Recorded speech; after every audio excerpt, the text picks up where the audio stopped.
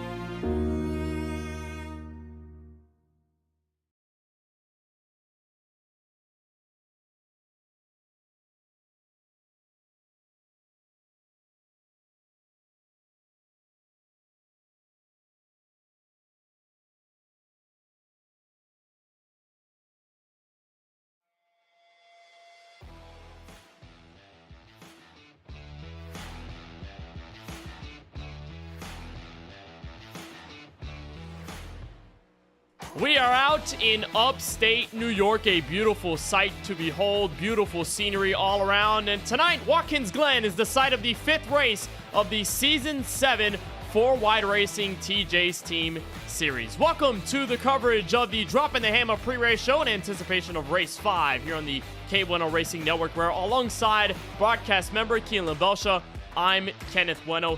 Keelan, there's a lot to unpack over last week's race, or the race 2 weeks ago at the Las Vegas Motor Speedway, but one thing is for sure in this one, it's our first road course race of the campaign. We've yet to see any tracks feature lefts and rights. This one may be the most unpredictable race, and it may just add some nuances along the way too. Yeah, Kenneth, it's good to be up here today with you, here up in the virtual New York State for Watkins Glen this evening. Coming off an off week into our first road course race of the season, so it's a bit of a wild card, but these guys have had over 2 weeks to practice and get ready, so no excuses about poor performance today. You've had 2 weeks to work on it as we go to Watkins Glen, one of only a couple road courses on the schedule this season. Tonight we will turn 69 laps through the 7 corners that lay out this racetrack as we continue to look at the schedule this season. A lot of wild cards all season long, and I think this may be besides Daytona, this may be our first true wild card race, Kenneth. It definitely might, and considering the fact that the first 5 races of this season have all been very different venues, whether it's a short track, a 1.5 mile, a 2-mile D-shaped oval, or super speedway, or in the case of tonight, a road course in Watkins Glen, you've got different types of fires, different types of strokes for different folks, depending on what they like to prefer, and Watkins Glen being our first road course race of the season. Now, if you asked me back in Season 4 how important road courses would be on the schedule, I would tell you very important. We had many of road courses in that year, but this season, this time around, you only have 3 that you have to worry about. Watkins Glen tonight, and then it'll take us all the way to March of next year until we find another road course at Circuit of the Americas in Austin, Texas, and then it'll take you another several months before we go to the Charlotte Roval in the middle of the first round in the playoffs. So safe to say, these are a rarity when it comes to the schedule this year. Lee Adamans and Tyler Murray decided they probably didn't want to have as many road courses in this year's campaign, but with these next-gen cars, it does add the ample opportunity of surprises and other things along the way. Well, it's been a week off, though. We're going to try and give you a refresher as to what happened the last time we were racing in the 4-Wide Racing TJ's Team Series, and it was at Las Vegas with a familiar face entering victory lane. Lawson Peel, who took the lead here on lap 24, right above AJ Green. It was a tough race for the top spot throughout the entirety of the first run in this race. Several 3-wide moments, several guys taking the lead, but Lawson midway would dominate. Keelan Belsha took over during the strategy part, but the first proper challenge was late in the going with Jaden Porter. He did get a challenge from Jaden Porter. They kind of bumped and banged here in the closing laps as we did have a caution come in a little bit later to set up a restart right here. Peel got a good jump on him, sat there right with them, and then as I said, the next lap, they kind of tasseled a little bit, made a little bit of contact coming off turn number 4 right here, and Peel would end up getting the race lead and then setting sail from there as he went on to get his first win of the season. And that was Jaden Porter getting pushed by Colin Forrester. That ruined his chances at the win, but Lawson Peel back to victory lane. We questioned whether he was able to get to the top spot after struggling a bit earlier on in the season. It's his second career win at this Las Vegas track and first of the season. That puts him right into the 4-Wide Racing TJ's Team Series playoffs for 2024. But a lot has gone down in the road course history for a man like Lawson. As decorated as he is on the oval side of things, the road courses, not so much. I've only won one road course race in this league ever. It'll be win number 2 in Season 5 for Lawson Peel. Checkered flag in the air. For some reason, went to first gear where I still should have been like 4th gear. This time by starts inside, but he goes sideways, and he will go around at the entrance of turn 5. Colin beat me straight up at Coda that time too. Colin Forrester takes the checkered flag. The 99 wins at Coda. You know, for that many people to have won at road courses, and I've only got 1 win. That just goes to show you, like, a lot of people are really good.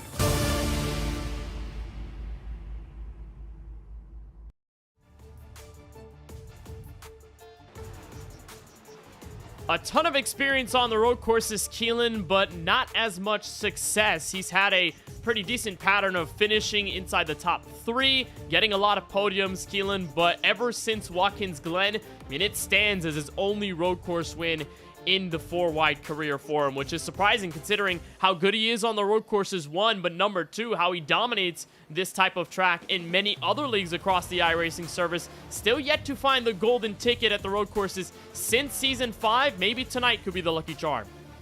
It was right here at Watkins Glen in Season 5 where he did get that win, and since then, 4 of the last 5 road course starts for him, he's finished on the podium, close but no cigar, and tonight is going to be no short of a challenge again, as he's going to have to go up against defending Watkins Glen winner Brandon Hawkins. Well, Brandon, that is a storyline we'll touch into in just a little bit. He's been setting the fastest times in practice right now, so there is something to behold about what Brandon Hawkins could bring to the table in his first proper 4-wide next-gen race. Last season we ran with the Xfinity Series cars. Let's touch on another veteran driver who has found some success here and there at the road courses. We joined Williamsport, Pennsylvania's Kyle Benson. Kyle, welcome to the broadcast booth. Welcome to our Drop in the Hammer pre-race show. Watkins Glen, our first road course challenge of the season. What do you expect from this one? Oh, I don't know. Definitely, I'm excited. First road course of the year. Been pretty good at road courses. Led some laps, got screwed out of a few, but I mean, I think I'll be all right this week. I'm excited overall, though. Happy to be turning left and right. And this is the first time that we've visited a road course with the next-gen cars since Season 5. And the last time we did, you were the winner. It was the Charlotte Roval. But ever since then, in 2022, these cars have changed dramatically. What have you taken note of throughout the practice sessions over the last several weeks, and even in this practice session minutes before the green flag? It just feels like everything I know in road courses, and I threw it out the window and kind of relearned on the fly. I felt pretty good in practice during the week. I felt fast. It's a lot to take in. Haven't driven these cars since probably the last road course race at a road course, which was probably about a year and a half ago. So I'm hoping all of my stuff that I know kind of translates. I'm an okay, at best, road course driver. I'm able to hold on to it, and sometimes I can pull one out. I got really lucky last time I ran these cars at a road course with Lawson having some issues, but I don't know. I'm excited though. I think that this is definitely a different challenge. I know they updated the curbs at this racetrack specifically, and it's made it like super sketchy going all across the curbs and the dog leg, but we're gonna find out, man. We're gonna throw the old kitchen sink at it as usual. Well, it'll be a lot of fun, Kyle. I know there's only several minutes left in practice, qualifying up next, so we really appreciate the time, and hopefully we'll be seeing you at the end of this one. Hopefully we're talking to you at the checkered flag. Hey, you and me both, man. I just want to get a win. I want to get a win early in the season. Ain't got to worry about it no more. You know, everything's fine and dandy, but I appreciate y'all for letting me talk to y'all. That is Kyle Benson, driver for Murray Reedy Motorsports. We had the chance to talk to him a little earlier on, moments before we went live here on the KBueno Racing Network. Lots of reservations about Brandon Hawkins joining. They know how good he is, Keelan, but Kyle does have a proper resume at the road courses as well. The last time we were here, he led the most laps out of anyone. 18 he led of the 55 laps, and he's also led 40 laps overall at Watkins Glen in his 4-wide career. Many of these races with the next gen that he's led early on and performed well at. So, you know, maybe you can say that Brandon Hawkins, Lawson Peel are the titans to watch out for the road courses. Kyle Benson could easily be part of that conversation too. Yeah, and like you just said, he is looking for a win, so he doesn't have to worry about that playoff berth for the rest of the regular season. And like you said, throw the kitchen sink at every other race. He's going to do that tonight. Going to look to see what performance he can give us tonight. As you said, he has led 40 laps here in the past. There's 69 of them tonight. He's going to be looking to add to that tally and hopefully put that 38 Dude Lives machine in victory lane. Well, Keelan, do you anticipate that the full send attitude will work? I don't know. I don't know. I think when you're going against some of these guys that are going to be out here tonight, that's kind of the mentality you have to go with. Kind of the way you have to drive these race cars and just full send. Hope the back end don't snap on you. All right, well, we'll see what happens with Kyle Benson as he and the rest of the field takes on this really fast Watkins Glen circuit. Here we look at our KBueno track map with images, of course, provided to us by Google Earth. This track clocks in at 2.45 miles on the NASCAR Cup Series configuration, a little under 4 kilometers. This track opened as a permanent circuit back in 1956 and has a total of 7 turns, not 8, but sometimes the computers will tell you 8. Keelan, this track, comparison to a lot of other road courses we will visit on this schedule, it is the fastest, it is the most flowy, probably the most momentum based with these next gen cars. Yeah, for sure. You got the long straightaways, the hard corners that you have to go through, the S's.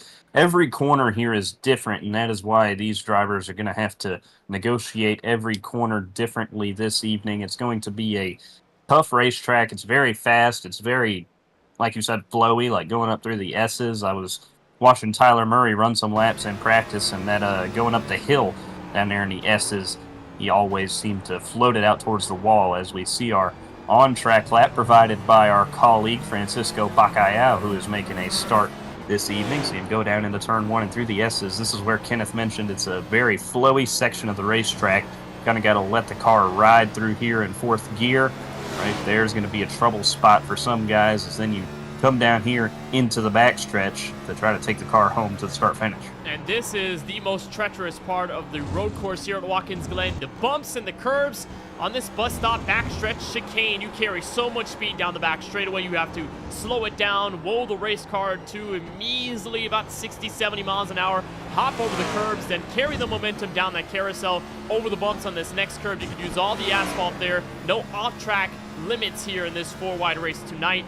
Then a hard braking zone left-hander, turn 6. This will take you all the way out. You can use the asphalt as well, but try to stay on that curb. Then it's the final right-hander. You got to carry a lot of speed through here. We'll see drivers float to the right when they have to come down pit road, but for the most part, that is a lap here at Watkins Glen International. Francisco Bacallao giving us the lap there. Really fast one, I'm sure, when it clocked in on the iRacing sim. He'll be joining us later when he is our KBRN in-race reporter.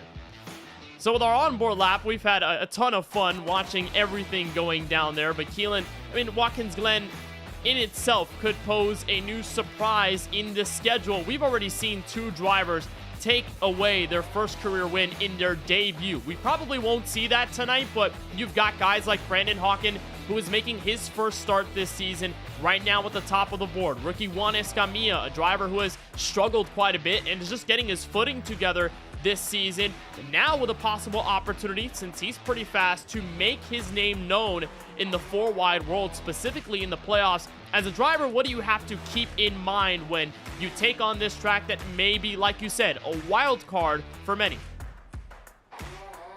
Kenneth, I never had success at road courses, so I mean this is going to be. I'm just glad I'm not out there, Kenneth, to be honest with you. But guys like Escamilla, Hawken, those guys who are up there top of the board, especially Escamilla, who's looking for his first career win here in 4-wide, you have experience on these if you're running third now here in 4-wide practice here at Watkins Glen. You know what you're doing. You got the idea. It's just about putting together 69 consistent good laps, because that's what happens at these road course races a lot. We get long green flag runs. We only have the 1 competition caution scheduled this evening. So it's really just consistent lap times, because these road course races in leagues, they really turn into races of attrition. If you can just keep the car clean for all 69 laps, you're looking at a pretty solid finish. And there's a look at some drivers getting their laps in from the practice session, going up the hill through the S's, down the long back straightaway, and then here's turn 7 to that long front straightaway that takes you to the hard braking zone, which we like to call the 90. Many other motorsports enthusiasts and the Glen itself like to call it the 90 in turn 1. Well, Keelan, I'd say we're on both ends of the spectrum. You're a driver that really doesn't like the road courses. I seem to really enjoy them, specifically with the stock cars. There is a niche about it that a lot of people either don't or do appreciate. There really isn't anyone in the middle about these road courses. You're going to have guys that love them. You're going to have guys that absolutely despise them. But, you know, here at Watkins Glen, some guys who may not like the road courses can think, well, maybe this is the best one out of all of them, right? I don't want to race the Roval. I don't want to race Coda. That's an F1 and IndyCar track. I don't want to try and race that with a stock car. Give me a track that's a little easier to digest and have a little more momentum base to it. So that'll be a lot of fun when we take the green flag here tonight. And there is also the fact that we've had several different winners over the series history, Keelan. We've yet to see a driver go back-to-back or repeat here at the Glen. Every single driver that has taken victory lane, all of them different. No one has been able to do it twice. Do we see that happen in this one? I'm not sure, Kenneth, because we got guys like Lawson Peel looking for a repeat win, Brandon Hawkins looking for 2 in a row here. I think this is probably going to be our best chance at having a repeat winner that we've had to this point in the series here in Season 7. But I think we still have just as good of a chance for guys like Juan Escamilla to get their first win here at Watkins Glen. Ethan Fonseca Moreno, the defending champion, if he could get up there and get his first win here at Watkins Glen, I think there's possibility for parity, but I'd say we have a good chance that we get a repeat winner. We'll just have to find out. Several of the tight ends have either won here before or are just looking for their first, but it's a healthy mix of all of them. Why don't we tune in with our KBRN in-race reporter before he takes the racetrack in race trim. We are joined now by Francisco Bacalhau, who, Francisco, you usually join us in the booth every single week, but you took it upon yourself. You made it known at the beginning of the season you were going to run this race no matter what, because this is a track that has served you well in other stock cars on the sim and in other leagues on iRacing. What kind of things do you expect in this race, and how has it been like trying to adjust to the car in practice? Well, I'm happy to be here on the racetrack, Kenneth. It's been a couple of seasons since I've raced in 4 wide, so happy to be back on the track and get some track experience once again with these guys. And I've ran some laps here at the Glen, and I don't think I'm too particularly quick to be competing for the win here tonight, but I'm looking to have some fun, maybe come away with a top 5 if everything goes my way. Well, hey, I'd say, Francisco, for you, it's been a momentous weekend. For those who don't know, watching on the KBueno Racing Network, Francisco always likes to celebrate my big moments. I'm going to celebrate his. Francisco just got his private pilot's license after passing his check ride exam earlier this week. Francisco, I'm going to ask you how meaningful that is to you to pass that and reach a good milestone in your life as you try to achieve pilot status fully on the commercial side. But can you parlay that momentum possibly to a good run tonight? I would hope so. I mean, Monday was an extremely nervous day for me, just dealing with the exam and everything that came with it in the moment, and hearing the words that I passed that exam really meant the world to me, that I was able to finally be a private pilot, and that's just step one of many that await for me to be able to become an airline pilot at the end of the day, much like Charlie Byer. But it's just a huge milestone. I get to now enjoy some flights VFR with passengers. I hope to carry you sometime here in the future. We have Parker White joining us potentially down the line here in Miami. So I can't wait to be able to do all that. And, of course, next week I start instrument training. So it's a little week break of just celebrating the small win and then go back at it. Hey, the grind continues. The grind continues. Francisco, I know that you carry a lot of speed when you take on this road course in particular. Is there anyone that you're using as maybe a benchmark to see what kind of laps baseline that they're putting down? I know you've got your teammates at KBueno Racing, but is there anyone you're eyeing down in this practice session to try and replicate and learn from a little bit? I mean, obviously you'd want to learn from the top 2 in practice right now, which is Brandon Hawkins and Lawson Peel. They're some of the best road course racers on the sim, and learning from them is obviously going to give you something to be able to build on and improve going forwards. But I think those 2 are probably going to be the ones to watch. I wouldn't count out Juan Escamilla from being in contention for the win either, though it's much like you said. I think I'm mostly going to be focused on just where my teammates are running and seeing if I can kind of put up a similar enough pace to them. If I can do that, then I think it would be pretty overall successful. Well, Francisco, we really appreciate the time. We'll be talking to you over the course of the race, so not the first time we'll be discussing with each other over tonight's action. Best of luck on the racetrack, and best of luck in these final moments in practice. Thank you, and good luck to you guys in the booth. I can't wait to be back here next week. Keelan Belsha, that was Francisco Bacalhau, our homie, our crew member here on the KBueno Racing Network. I'm going to say that I am scared to be on a plane, in a very small plane, not because I doubt his experience or I doubt anyone's flying experience. I've just never been in a plane that small before, which maybe is a spoiled comment, but I've never been on it before. I'm nervous. I don't know if you have any tips. I'm not sure.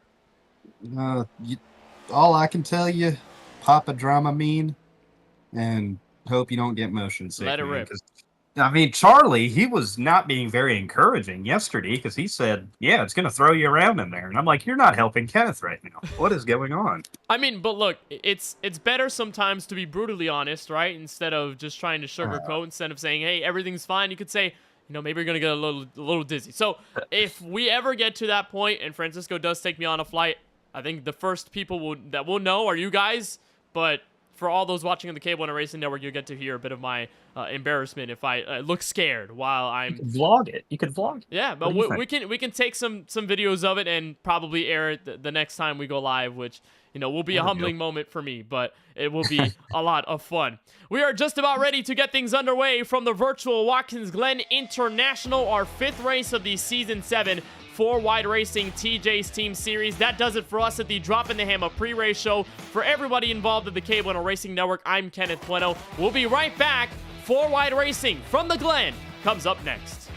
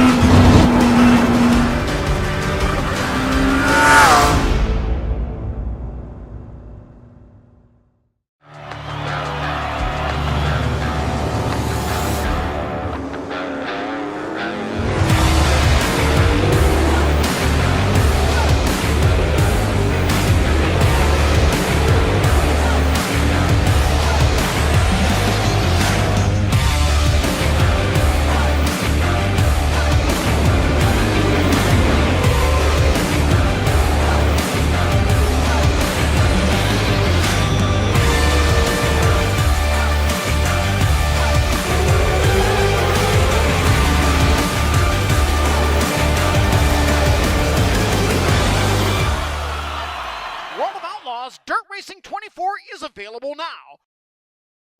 My name is Francisco Bacallao, driver of the number 30 Celsius Toyota. I have a lot of things to balance between work, being a student pilot, and of course, having iRacing to do on the side.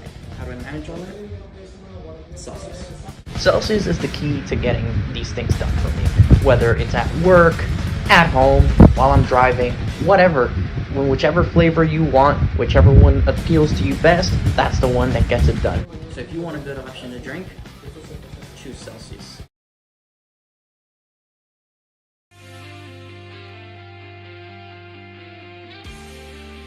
Beautiful Watkins Glen, the sights and looks of a brand new track. Several drivers getting ready. Lawson Peel, who's only won one road course race in his career, strapping in to try to get win number 2 on a road course. It has been a while. Can the champ do it all over again? Another champ, Jaden Porter, locks in as one of the most consistent drivers of the season. He is one of the best in the point standings. We'll keep an eye on him all night long. And Juan Escamilla, rookie standout, has been topping the charts in practice.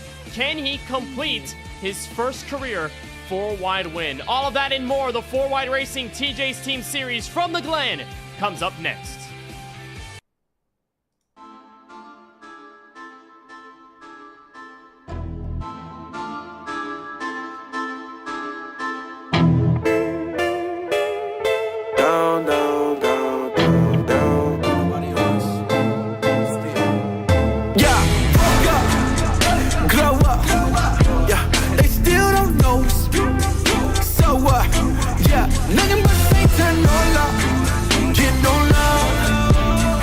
That's my bonus for my quota.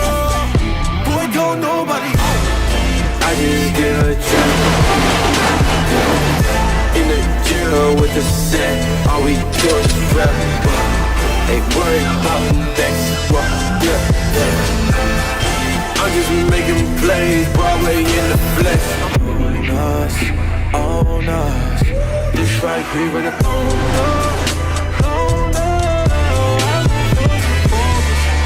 too focused, all I can't focus.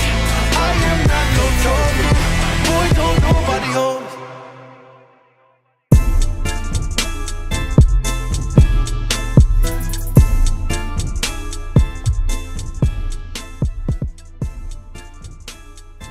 Just a stone's throw away from the Corning Museum of Glass is the small town of Watkins, Glen in upstate New York, and in the first road course trip of the season, many are still chasing a shiny sculpture of their own for a shot at the playoffs. Live from the virtual Watkins Glen International, we welcome you to coverage of the 5th race in the 4-Wide Racing TJ's Team Series, and live from the Watkins Glen International Circuit.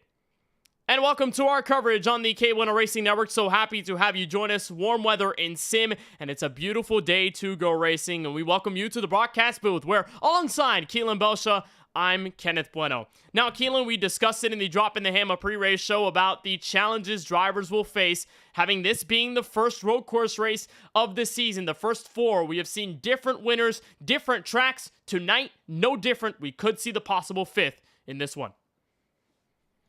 Happy to be here, Kenneth. We're going to have a great show for you this evening as we get ready to go racing from Watkins Glen. It's been some of the same guys we've seen top the charts here in road courses in the past that are currently on top here at Watkins Glen as the drivers shuffle through qualifying right now.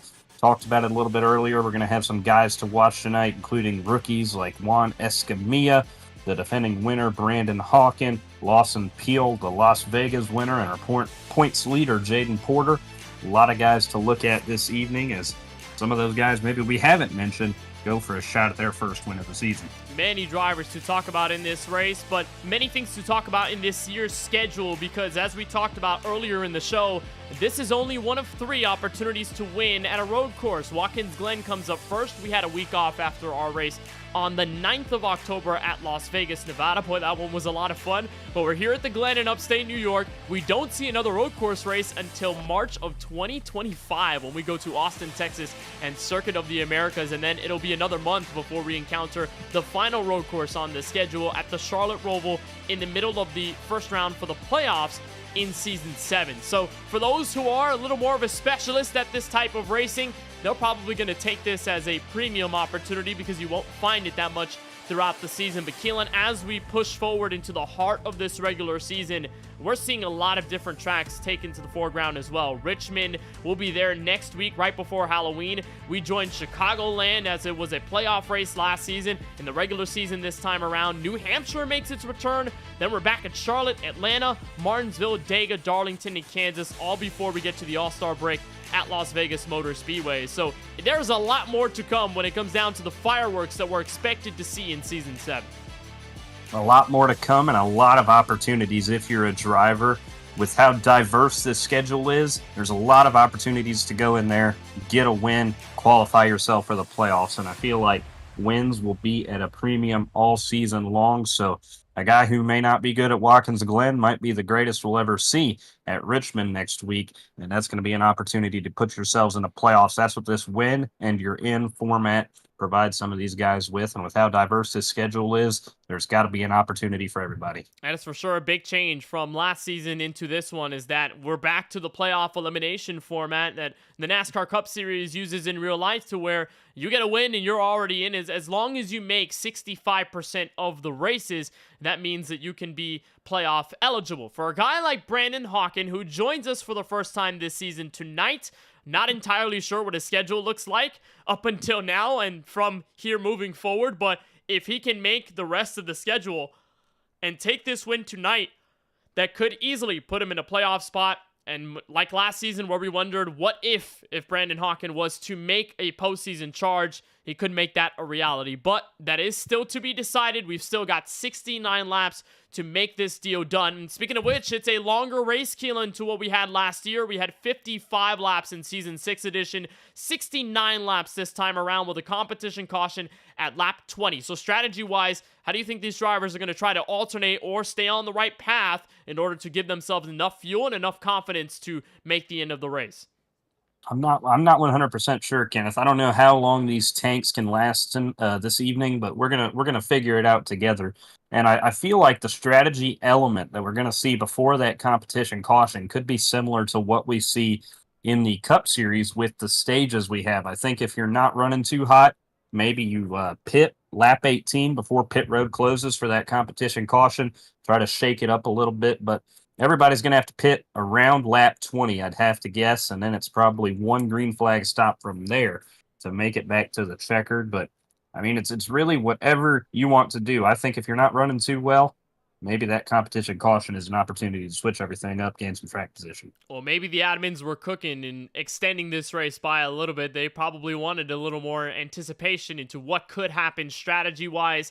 Over the 55 laps last season, it was a bit more streamlined, a bit more efficient to see who was going to make it, who wasn't on strategy. This time around, a little different, so it could give us a lot more fun on the racetrack. Let's take you trackside and get you tonight's starting grid for the first road course race of the season at the virtual Watkins Glen International Circuit. We've got the drivers lined up on track, and here is how they will line up.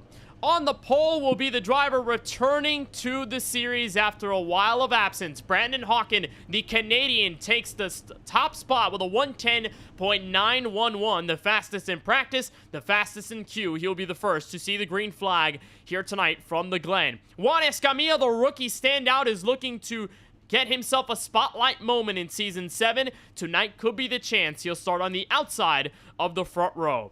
Road course ringer Lawson Peel looking for win number 2 at the Glen, and in his road course 4-wide career, he's got the Season 6 champ, Ethan Fonseca Moreno, who's been also fast in practice on his outside, a star-studded first 2 rows when we get to the green flag. Kyle Benson, who we talked with on the Drop in the Hammer pre-race show, he'll join the field from the top 5. He's got Curtis Kelly for not stonks, but still kind of stonks on the outside in position number 6. Before you find the rookie, Kyle Tursak, who won the race at Bristol several weeks ago. He'll be 7th with Jaden Porter. Had some internet issues several hours ago. Got it back settled. He joins the field from position number 8. And rounding out the top 10, Steven Stepien, the Daytona winner, with Craig Lautenslager for Murray Reedy Motorsports in P10.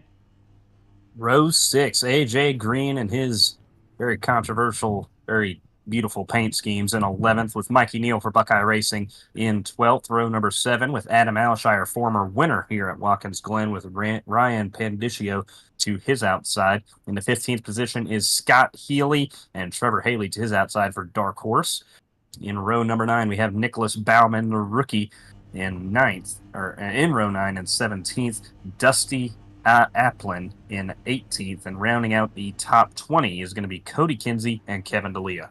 Back in 21st is Kip Easley for Drinking Bros Racing. Christopher Bishop with a brand new paint scheme on his Ford Mustang Dark Horse. He joins the field from outside row 11. Inside row 12, 23rd place is Daniel Moore with Craig Rowe for Dark Horse Racing on his outside in the row. Behind them is league owner Tyler Murray, settling inside the top 25. Eric Schaefer, the first driver not to take a qualifying time. He's back in 26th. Francisco also doesn't do a qualifying time. He'll roll from 27th with DBR's Brandon Banks back in 28th. That's row 14. Before you'll find row 15's Tony Kivett and Michael Newbraw, a pair of DBR Chevrolets. Brian Dixon rolls from 31st, 32nd to CJ Munier. Craig Parks is 33rd with Timothy Cook on the outside in 34th. And bringing up our 35-car field, Brandon Gillis in the 9 machine starts shotgun in the field. Well, let's join our KBRN in-race reporter. That is Francisco Bacallao, who rolls with us from the 27th starting spot, and we join him now. Francisco, welcome back to the booth. What do you expect here as you're taking the first bit of laps around here at Watkins Glen and you guys are ready to take the green? Well, you got to be careful in turn 1, especially on this opening lap, and even after the competition caution. It's probably going to be the most treacherous part of the entire race. You want to take care of your car and be cautiously aggressive going into that corner, gain some spots, but also make sure you keep your car clean because, well, we'll only have that one caution this entire race. Other than that, you have to make sure that you make as minimal mistakes as possible to give yourself the best chance at finishing well. And predictions here on lap 1. Do we say chaos in the first corner? Absolutely. All right, Francisco, thank you for joining us. We'll tune in with you over the course of the race. Best of luck on the green flag start. Thank you. That's Francisco Bacallao, our KBRN in-race reporter. He'll be joining us over the course of the night. But up front, it's Brandon Hawken and Juan Escamilla. A ton of conversation about Brandon Hawken when he joined this session. The guys at Murray Reedy Motorsports were shocked to see him there. So were we at the KBueno Racing Network. But the man who won here 1 season ago is going to look to do it all over again. Field lines up out of the final corner, turn 7. Pace car will make the right turn to the entrance of pit road. It's Brandon Hawken and Juan Escamilla taking us road course racing for the first time this season.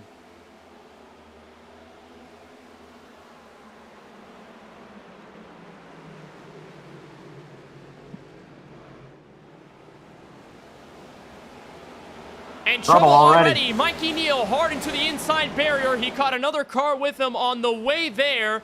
But the rest of the field settles nicely up the hill through the S's on lap 1.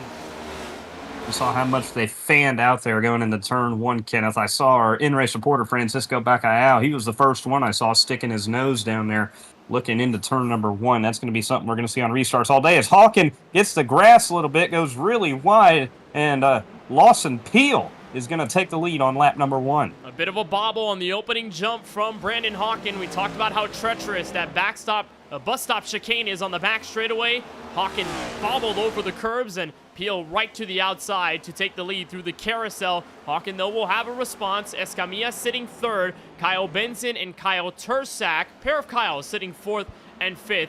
As we're only off of turn 7 now to complete lap number 1. The issue may have involved the likes of Tony Kivitt and company, but we did see Mikey Neal, who's sitting 26 right now, face the inside barrier. It appears he is mostly okay. He will stick it out on the racetrack, and it appears the car that was involved were several machines up the road. It was Scott Healy, actually, who's making his first start in Season 7 here at the Glen. A bit of side-by-side action deep in the top 25 and top 30, but all is well in Lawson Peel land.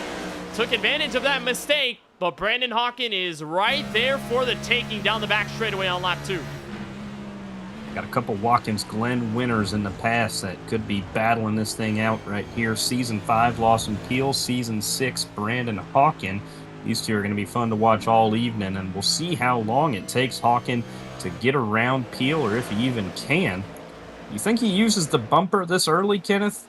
I don't think so. It seems like it's too early in the race to make that decision and potentially risk dumping some race cars, but Hawken is a bit faster. We've seen him creep up to the back bumper of Peel over the last several corners. Even though he made that mistake at the opening lap, he's already starting to rebound from his mistake, but the top 3 all covered by at least 0.7 of a second. Kyle Benson a little bit further back, but then Kyle Turnsack waiting in the road about a second behind your race leaders, almost 2 in the way down to the 90, turn 1. So already the separation taking a bit of place, but in the mid-pack, you'll see a lot of drivers already making the moves, and many guys who aren't as experienced on the road courses, Keelan, may think to themselves that if they don't make the moves early in the race, it's going to be exponentially tougher to do something down the road as Craig Rowe dials up the inside of Kevin D'Elia. That's a position decided for 19th.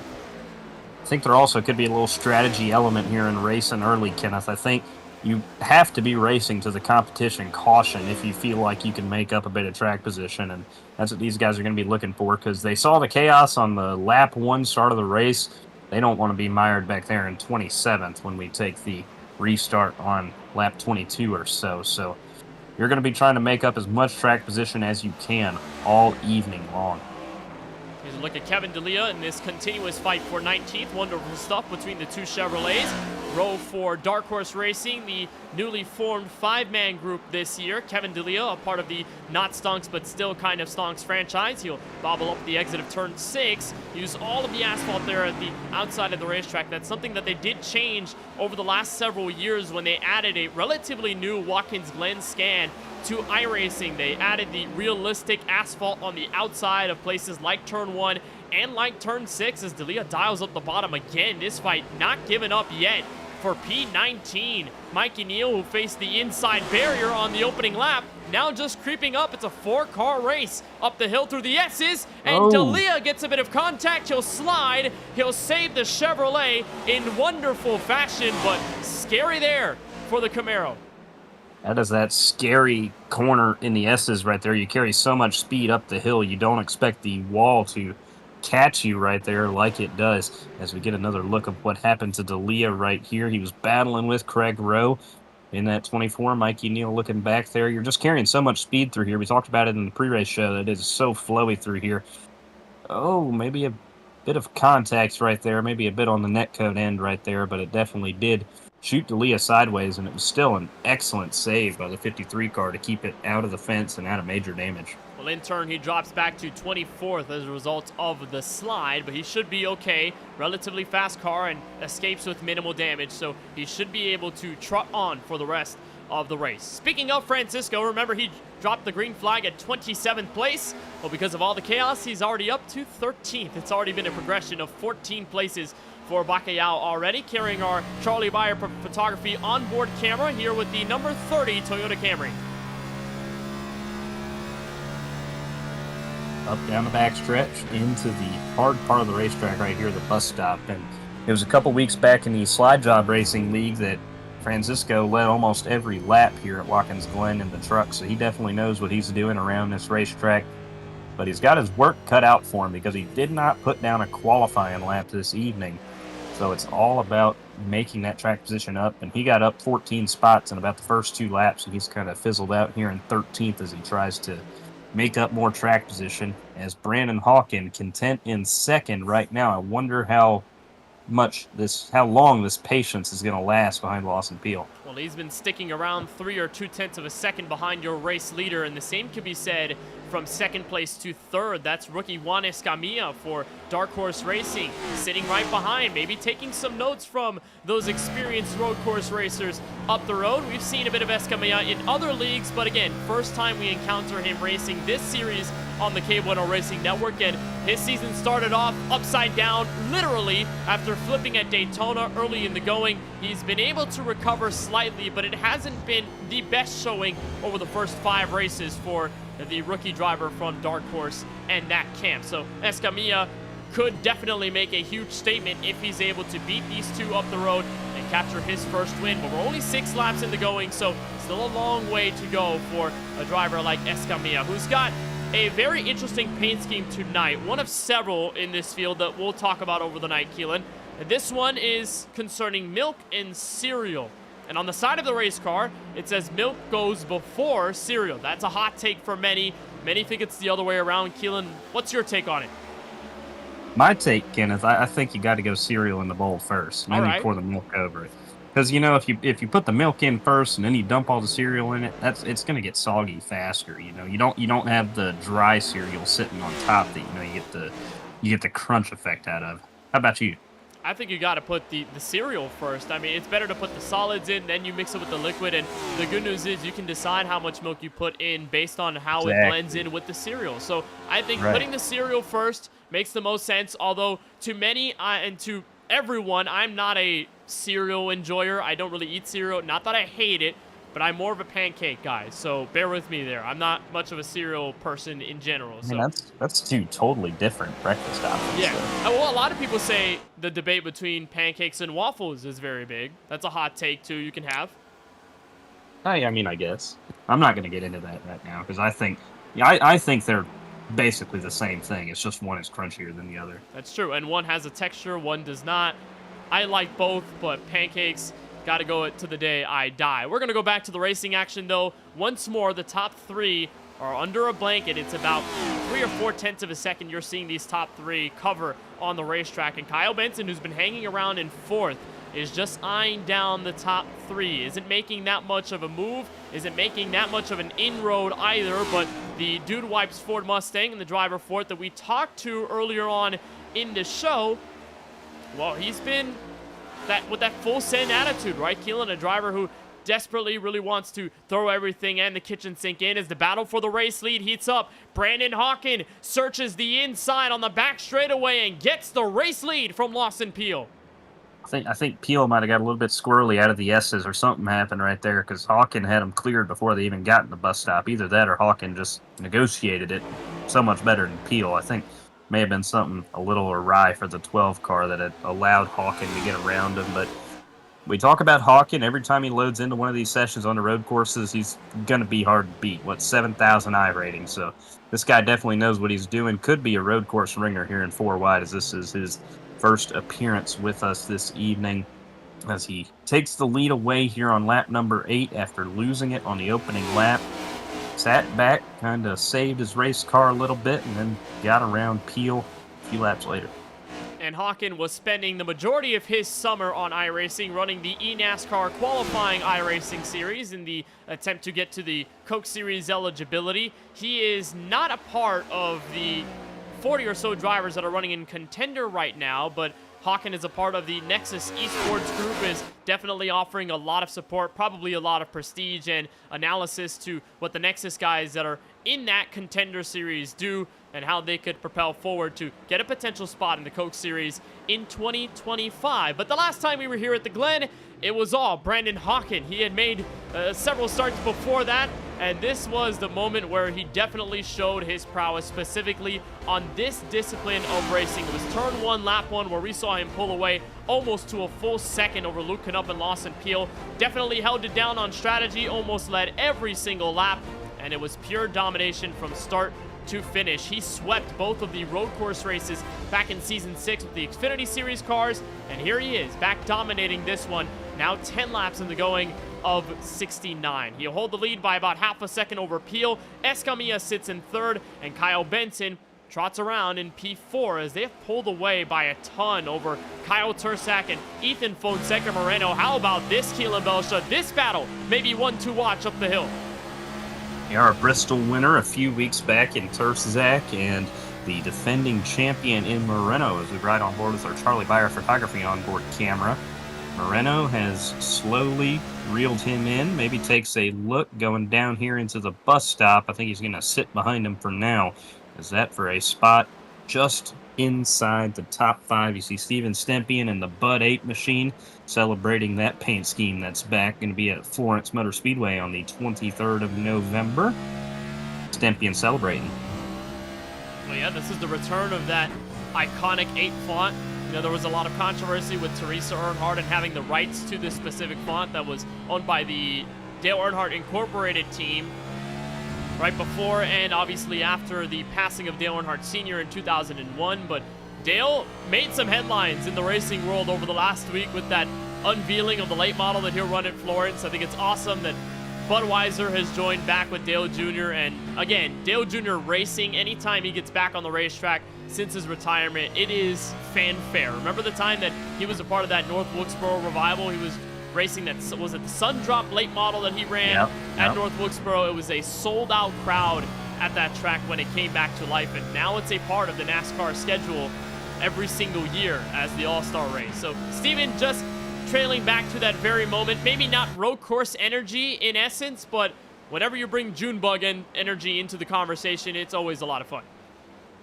Yeah, he sits back there in 7th right now, and I guarantee you that Bud 8 merch that got released this week, every time you go to a NASCAR track for the next year, they're going to have it stocked up for you right there. So it's really cool looking stuff, though. I did look on the website, look at the new merch they dropped, and they got a really cool full print shirt on there, Kenneth. It's awesome. Really cool to see Dale Jr. come back to life in the racing world, and for Steven trying to harness some of that awesome energy from Junebug as Moreno continues to get down in the rear bumper of Kyle Tursak's Chevrolet Camaro. He may peek to the inside, bottom of the hill, entry turn 1, hard braking zone into the 90. The KBRN machine has got it, bit of contact. They'll hit off of each other in turn 1. Tursak takes the high road, and Stempian goes almost 3 wide in the battle for 5th place. Rough each other up a little bit there in turn 1. Moreno, I thought, would have him clear, but Tursak just used every bit of the racetrack he could to maintain that position. But Moreno definitely feels like he's a faster car as he's going to take the left side here on the bus stop might back out of it, or is he going to go for it? Tursak backs out of it, and Moreno will creep into the top 5, and now Tursak is going to try to protect the position from Steven Stempian. Well, the bus stop is one of those places where it's either you or me when you're in a battle on the racetrack. Down that straightaway, you carry so much speed. It gives ample opportunity and space for someone to go to the inside or outside. One guy has to back out. Many times when we see door-to-door action in the bus stop, it usually doesn't end well, but this fight not quite over yet in the entry to turn 7, and they've added BBR's Jaden Porter into the mix, that pink and white Chevrolet Camaro. 4th car in the background. It's now a quartet in the battle for the top 5 position. Moreno has the spot. Tursak still down low in the hard braking zone. Moreno seals Tursak off for the spot. Saw his brakes glowing red going down there into turn number 1 as they got hot here on the iRacing simulation. Moreno creeps into the top 5, and now Tursak going to have to defend that Bud 8 machine. I don't know, that's a scary sight, Kenneth. If you're Tursak right now looking back and seeing Dale Jr. right behind you, I'd be worried. Well, it's scary also to see more cars in the rearview mirror when you only had Moreno back there several laps ago, and then you have that bright red Chevrolet of Stempian, and then you've got in the background there Jaden Porter. If these guys continue to slow down each other more, you may add Curtis Kelly, who started this race in the top 10. The 5-hour energy machine could make inroads and make waves in this top 5 battle that continues on the racetrack. Brandon Hawken, in turn, though, has dominated ever since taking the race lead away. He's up now 0.8 of a second from Lawson Peel. And in the same manner that Hawken has pulled away from the 2nd place car, the 2nd place car has pulled away slightly from the 3rd place machine of Juan Escamilla. And the same could go to Kyle Benson, who is that last car in the top 4, before you obviously get to the stunning battle between Ethan Fonseca Moreno and the rest of the guys behind him. But talking about Kyle Benson, he mentioned throwing the full sink and sending it before tonight's race. He said he desperately wants to win, especially given the context of it's a win and you're in playoffs. You can do whatever you want. As long as you have a win in hand, you are locked in, and as long as you attend all the races, then you will have a shot in the postseason. And his last 3 road courses have been pretty well for him. Watkins Glen here last season, he finished 4th. Finished 4th at Sonoma as well, a race that Brandon Hawken dominated for the most part. And the race before that, Charlotte Roval back in Season 5, where he was able to take the win. He definitely knows his way to negotiate these left and right turns that we're both going to have to deal with this evening. And I feel like he has a pretty secure spot in the top 5 as long as nothing goes terribly wrong for him.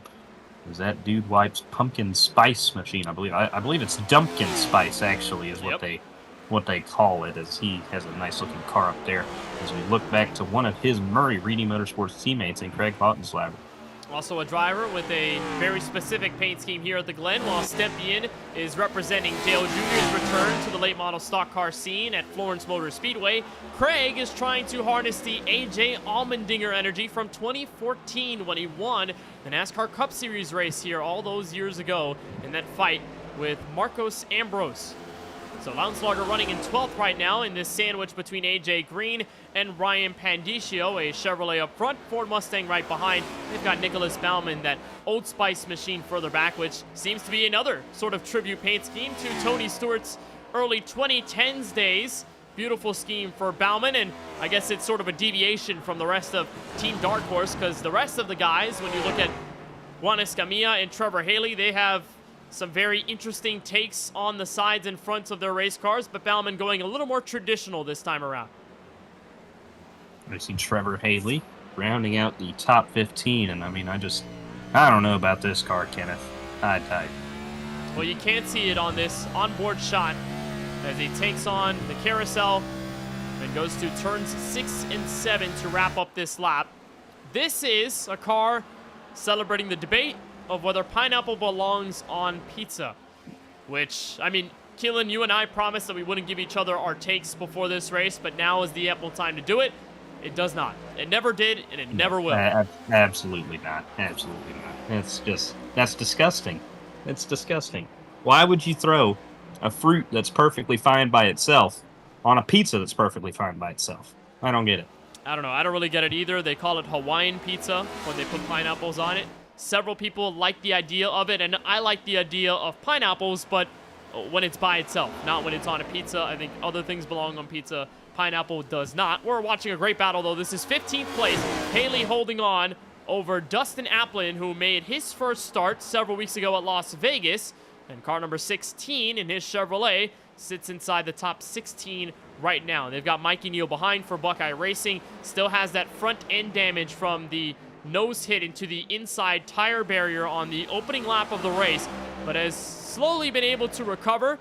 And it doesn't seem like that much speed has been taken off of his Chevrolet, sponsored by High Rock Vodka, which is a scheme that we've seen Josh Berry run recently in NASCAR Cup competition, and another brand that's associated with Junior Motorsports and the Dale Jr. atmosphere. But great trio here for 15th on back.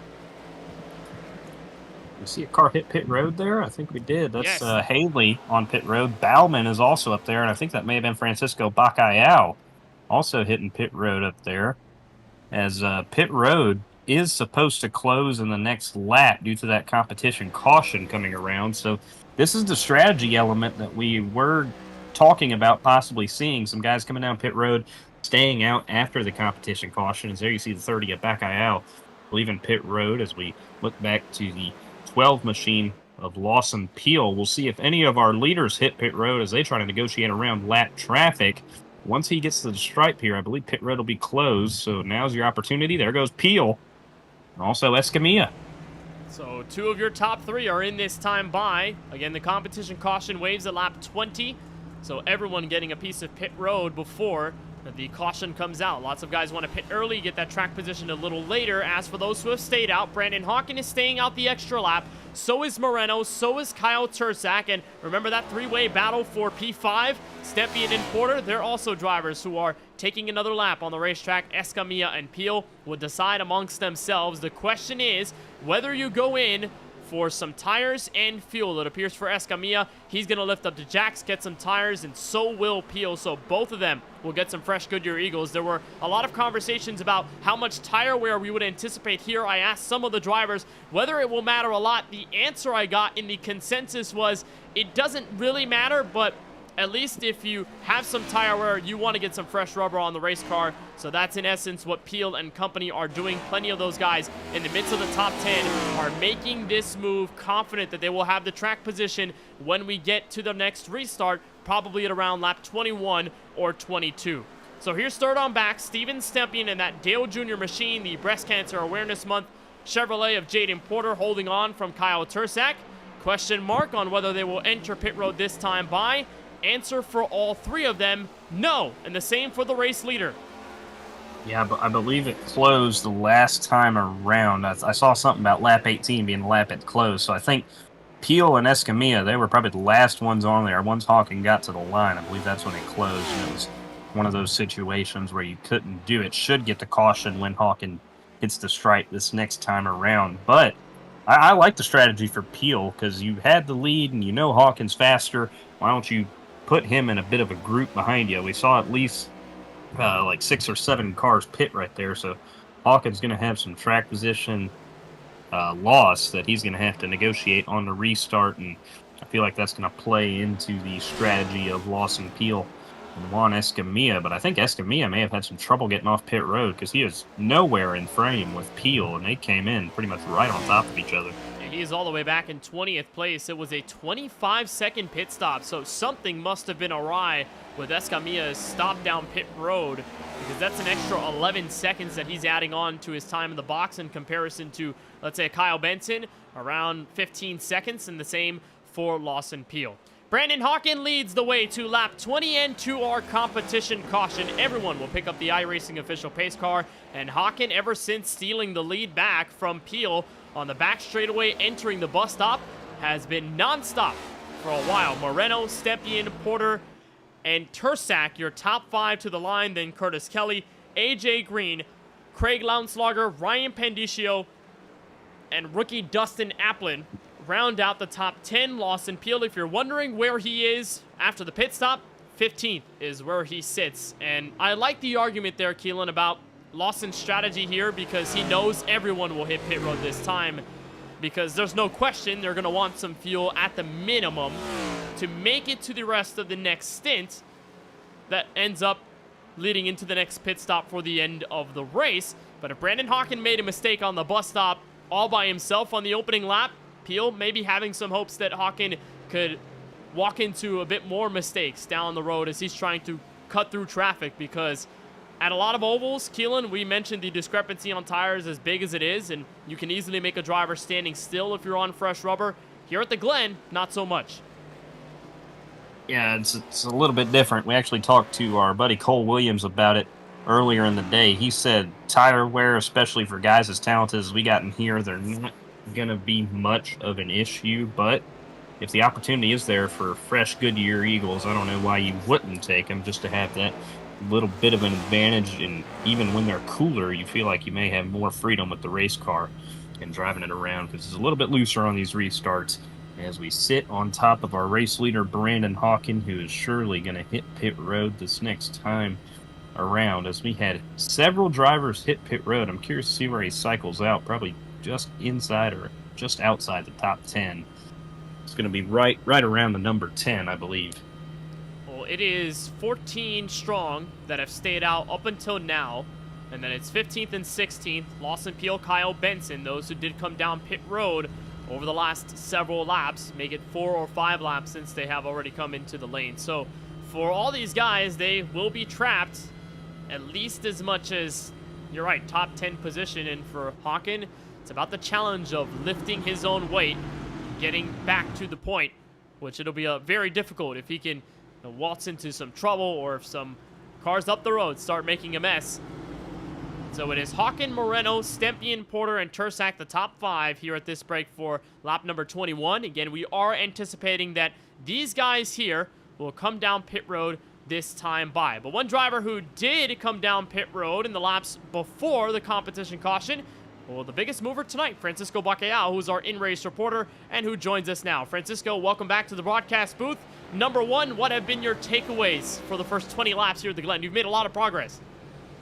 Yeah, it's been interesting for sure. I mean, passing through the field, getting by a couple cars, and driving my way inside the top 10. Now we got this caution up here. We got guys that are going to make their way into pit road. It's going to be interesting, the strategy, Kenneth, for those of us that pitted before the before this caution. It's going to be tight to try and make some kind of fuel strategy work. It's in the realm of possibility. It just depends on how much is able to be saved, you know. So it's going to be one to watch, a strategy if these cars that stay out here, if we're able to make this work. Well, we were looking at others that came down pit road like you did on the laps before. You know, it's a ton of the Dark Horse Racing cars, and Nicholas Baumann, Trevor Haley. We know that Lawson and Kyle also did, and the same for Juan Escamilla. As you stay out here and you reflect on what happened with the strategy before then, what led you into that decision? We know a lot of BBR teammates decided to stay out until now. What led you to stay out here on this caution and pit several laps before?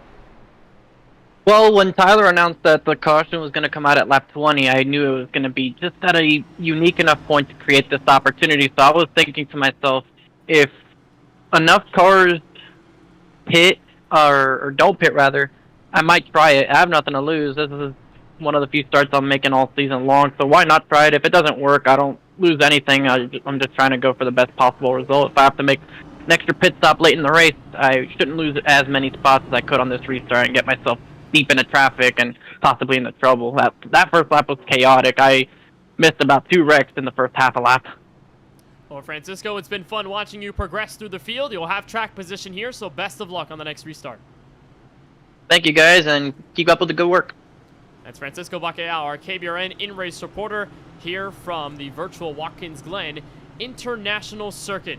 Well, it's been a lot of fun so far. Watkins Glen is always sure to provide the chaos, the bumping, and the speed along the way. We've got Brandon Hawken leading the way. Lawson Peel will lead us to the next restart. You're tuned in to the 4 Wide Racing TJ's Team Series from Watkins Glen, New York.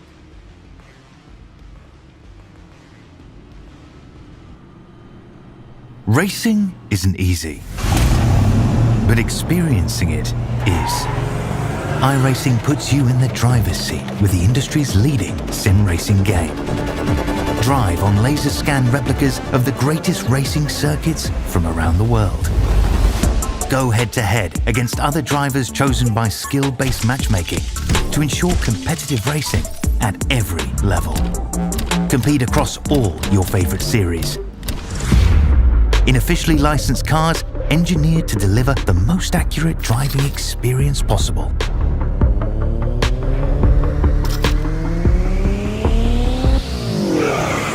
Join a race or host your own with players from across the globe.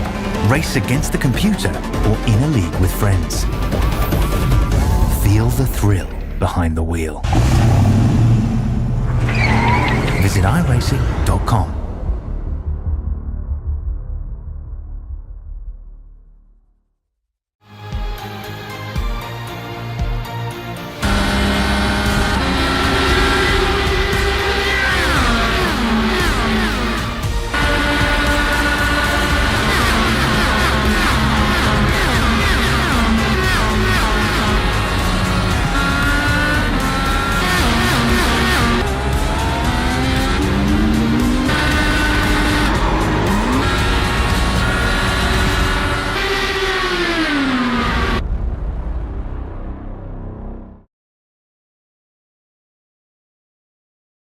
Welcome back to the virtual Watkins Glen International Circuit, where we resume coverage of Round 5 in the Season 7 4-Wide Racing TJ's Team Series. Kenneth Bueno, Keelan Belshaw, along with you for the ride. It's been a ton of fun. We had a competition caution wave at lap 20. Brandon Hawkins led the way to that yellow flag, but Lawson Peel, Kyle Benson, and Francisco Bacalhau have all stayed out. They pitted around laps 17 and 18. They're hoping that this undercut strategy will work best for them. But the problem is Brandon Hawkins is not trapped in traffic. He is right behind this group. So if he makes any sort of progress and moves through the field, it will be rather quick.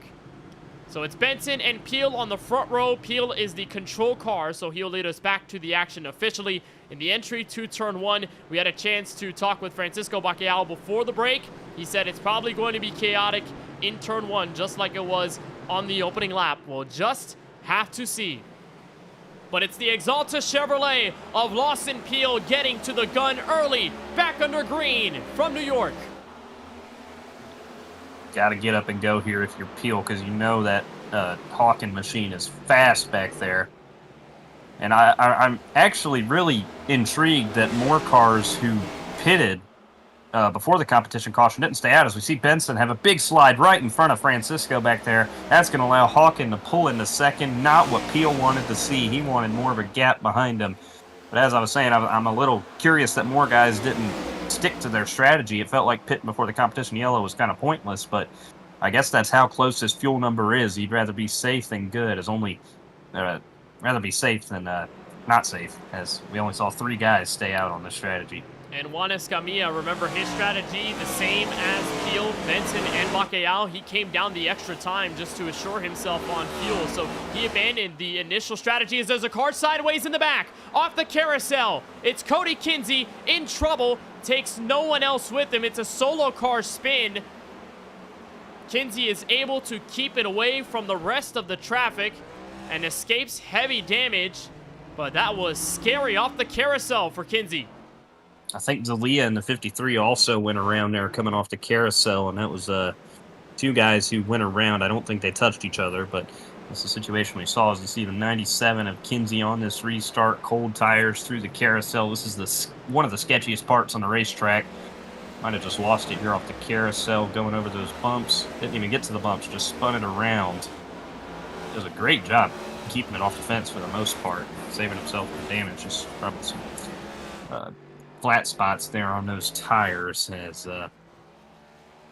he will try to get the car back up and going.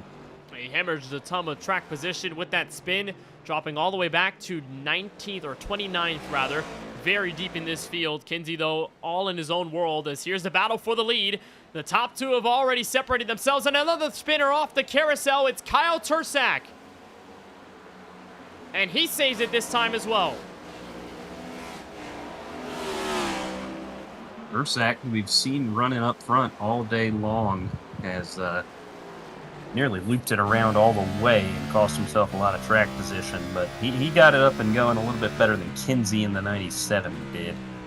As we see Hawkins try to hunt down the 12 of Lawson Peel. This is what he did on the opening stint of the race. And now Peel he's got to know that Peel is in this tight fuel situation to where it's possible he can't make it one stop. So if I'm Hawking, I'm going to be pushing the 12 because we heard from Francisco that everybody who just pit, they should be good on one stop. But for Peel, we're not sure. So if I'm Hawking, I'm getting up there and making Peel push, making him forced into a two-stop situation. And there was a difference of 4 laps on the tires between these two in favor of Brandon Hawken. Remember, obviously, the pit stop earlier from Peel about 8 laps ago, and it's about 4 laps ago for Hawken as we take down lap number 26. They have obviously pulled away from the rest of the field. That got a little physical on the opening lap of the restart. Francisco got bustled around as Kyle Benson and company were settling amongst themselves. And as Benson got loose in the uphill run through the S's, he woed everybody back behind. Moreno forced his way to the bumper of this Ford Mustang Dark Horse, but still no change between 3rd and 4th and 5th place. As Moreno and Bacalhau, the BBR teammates running Camrys tonight, they sit 4th and 5th. But every little bit of time, Keelan, that they spend behind Kyle Benson is every bit of time that they are, number 1, getting swallowed by the pack behind them, but number 2, letting Hawken and Peel run away with it. Over the first stint, it seemed like Escamilla and Benson, who were running 3rd and 4th, were able to keep up nicely over the run. Now it's a very different story. Do you start to feel a bit of pressure if you're guys like Moreno or Francisco here to make moves? I think you do, because there's no caution coming on the back end of this. So if you want a shot to win this race, you got to push it.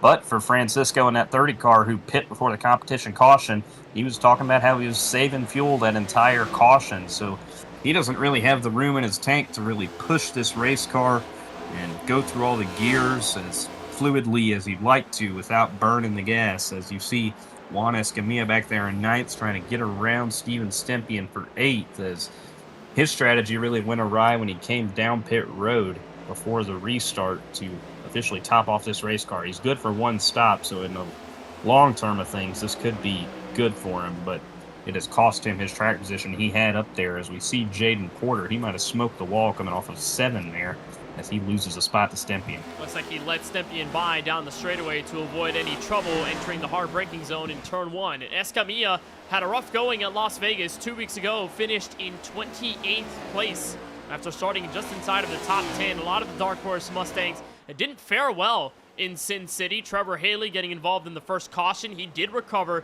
to a top 10 at the end of that, but for guys like Nicholas Baumann, who led the race from the pole, fell off early and ended up falling back to 12th at the end of it. Craig Rowe, who finished 14th.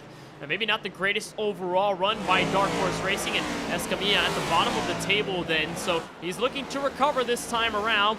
And with this strategy, probably just second-guessed what was going down after the yellow came out. Probably saying, well, I'm going to put myself in a friskier position if I stay out like Peel, Benson, and Bacalhau are doing now. Maybe it's a little safer to give myself some reassurance down pit road and be on the status quo strategy, as we'll call it. 2 different strategies going on right now. One that is about 4 cars deep, and then it's everyone else basically until you get to the dead last race car. Just to note that we've got 2 DNFs right now, Brian Dixon and Brandon Gillis, who are set to run this race at the green flag. They have exited the session.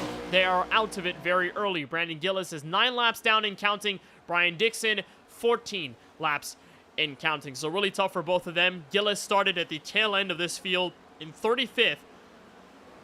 So obviously not the great run here at the road course, but I'd say, Keelan, that for a road course race, we've got a pretty stacked field. Oftentimes in leagues, you'll see the field size crunch down and slim considerably because there are a lot of guys who are turned off by the idea of running stock cars on a road course. These guys at the 4-wide series, not exactly. They've filled the stats, filled the running order tonight. We've seen some great racing in turn. Yeah, and we've seen it in the first 4 races. A lot of the same core 25-30 guys have made 4 starts this season, and that shows me the commitment that a lot of these guys are making to points racing to try to point their way in the playoffs and opportunities to win and put yourself in the playoffs that way, because 15 guys will make it. I'm not sure how many winners we do get this season, Kenneth, because there's opportunities for a lot more than that. I think there's about 20 regular season races or so. So there is several opportunities to get more winners than we do playoff spots available, and that can make it come down to points racing. So good to see a lot of these guys making that commitment, running full time for the most part. And already, first 4 races, first 4 different winners. So you can easily fill up the stat sheet if we run at a rate like that. You're looking on board with the Season 5 champion and Kentucky native with our Charlie Byer photography onboard shot. This is Jaden Porter, who was running inside the top 5 prior to the competition caution at lap 20. Runs in 8th right now, chasing that Dale Jr. Chevrolet of Steven Stepien, Curtis Kelly, Francisco Bacalhau up the road.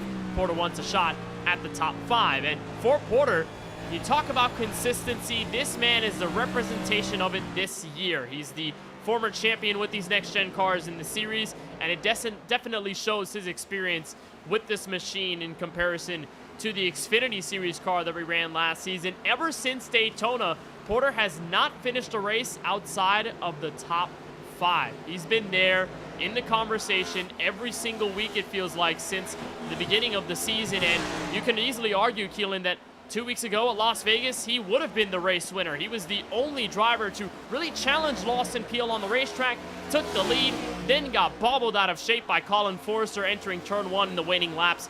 And that said the story for Porter, who, much like Kyle Benson, is another guy that desperately wants a win and is getting close to it. And last time we were out here in the next gens before we switched over to the Xfinity cars, I believe he was our Season 5 champion. So he knows a thing or two about racing these race cars, but getting a win is just so important this year. Like Steven Stepien in that 8 car, he got the win at Daytona. He's punched his ticket into the playoffs as long as he makes 65% of the regular season races. So that is how important these wins matter. We talked about Benson, talked about Porter, but I guarantee you guys like Moreno, they're going to be wanting a spot to put themselves in the playoffs as well. As you see that 57 BBR car, we know he's consistent enough to point his way in as he takes a look under Benson. A little bit of contact here, roughing each other up, and one up the rumble strips and through the S is going to be side by side. This is where it's going to get a little bit dicey, Kenneth. Moreno muscling his way into 3rd place, and he is still on the outside of Benson, who's not giving up the hill. They'll make contact again, but there will be some help for Moreno. Bacalhau down the back straightaway will give some drafting help, and it's side by side for 4th. Down the straightaway into the bus stop. Bacalhau gets turned by Benson. They'll both slam into the inside guardrail, and they stay on each other to the tire barriers. Significant damage for both cars involved. Entering the bus stop. I don't think the 30 was happy. I think he may have pinned himself up against him as they went through the bus stop right there. Maybe a little show of displeasure there as we get a look at what happened. 2 very fast race cars. Benson, a road course veteran, Bacalhau right there. We'll see what happens. Benson comes down a little bit, and that was just enough to kind of send them both around. You see Bacalhau, he tried kind of pinning him on entry into the bus stop right there, trying not to give him too much room to make that corner because Francisco wanted to make the pass here, but Benson just comes down trying to turn into the corner. He didn't have the room, and Francisco may have got the worst of it, got turned head on into that fence. Wouldn't be surprised if that's 2 cars with required repairs right now. As 2 guys in our top 5 are tore up as the race for the lead heats up. 2 really fast cars. They continue to sit 8th and 9th, but at what point will both of these cars have to enter pit road? We're not entirely sure whether either of them have meatball flags displaying on their cars, which, for those who don't know what that means on the iRacing service, whenever you see that flag when you're driving, it means you have to come down pit road for required repairs. If you do not pit within the 5 laps since that flag appears on your screen, you will be disqualified from the session. So we're not sure whether both of them have it, or none of them have it, or one of them has it. So I guess we'll get the answer here on lap 34 when the field exits turn 7. Benson seems to be considerably okay. For Bacalhau, who took the brunt of the hit, not sure if there is some suspension damage there, but you can imagine some frustration easily from both parties. And looking back at that replay, didn't seem like Bacalhau had a lot of time to react. As soon as he was on the brakes, they made the contact, and around he went into the guardrail. So not much that either of them could do in this situation. Still damaged and battered race cars. Can they continue and soldier on? Here's Escamilla sliding into the top 5, up the S's on Steven Stepien. He was fast all day today, and now he crawls his way back into the top 5. He's very fast in that 41 car. He's going to try and do what he can to break up the party of the top two up there, as he just gained 2 free spots as Stempian got really close there on the exit of the bus stop. Almost made a little bit of contact as that Bud 8 machine all over Escamilla. You think we're a curse, Kenneth? I don't know. That's the 2 guys that we talked to today so far, the 2 drivers that we have spoken to are wrecked.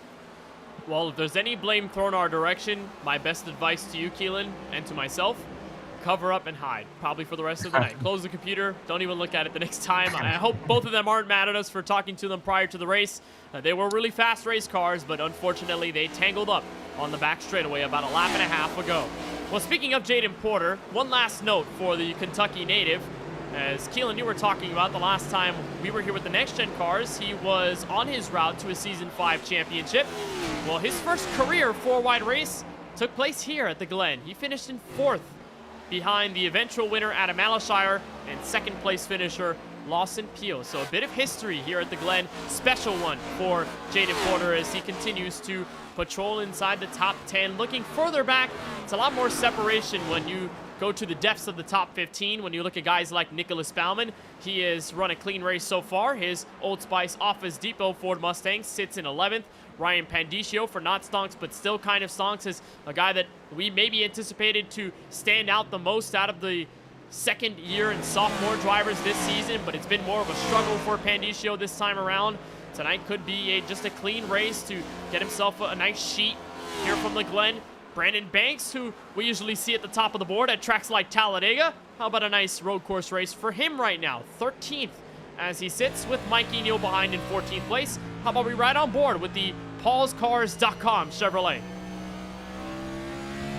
One of our seasoned veterans when it comes to sim racing. We talked about it in Daytona.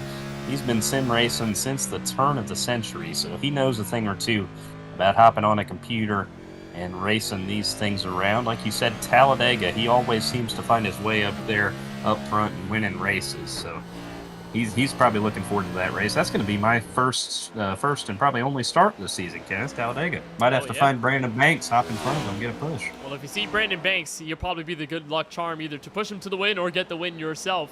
I mean, Keelan, you did win a C-Fix race on your birthday a couple weeks ago. So I did. That was electric. That was electric. Maybe there is some luck here. I hope it's not as chaotic as Francisco's race so far. He has been able to rebound, but hopefully it doesn't result in a torn-up race car.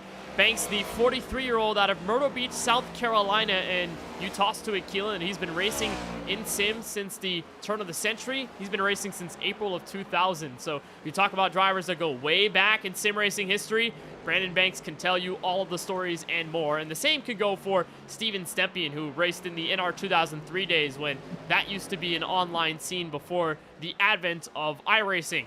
Back to the front, battle for the race lead once more. Brandon Hawkin is charging on the Exalta Chevrolet of Lawson Peel. He won't peek under, at least not for a bit at the entry to the bus stop, but Peel will not let him by. It's a contentious fight for the top spot midway through.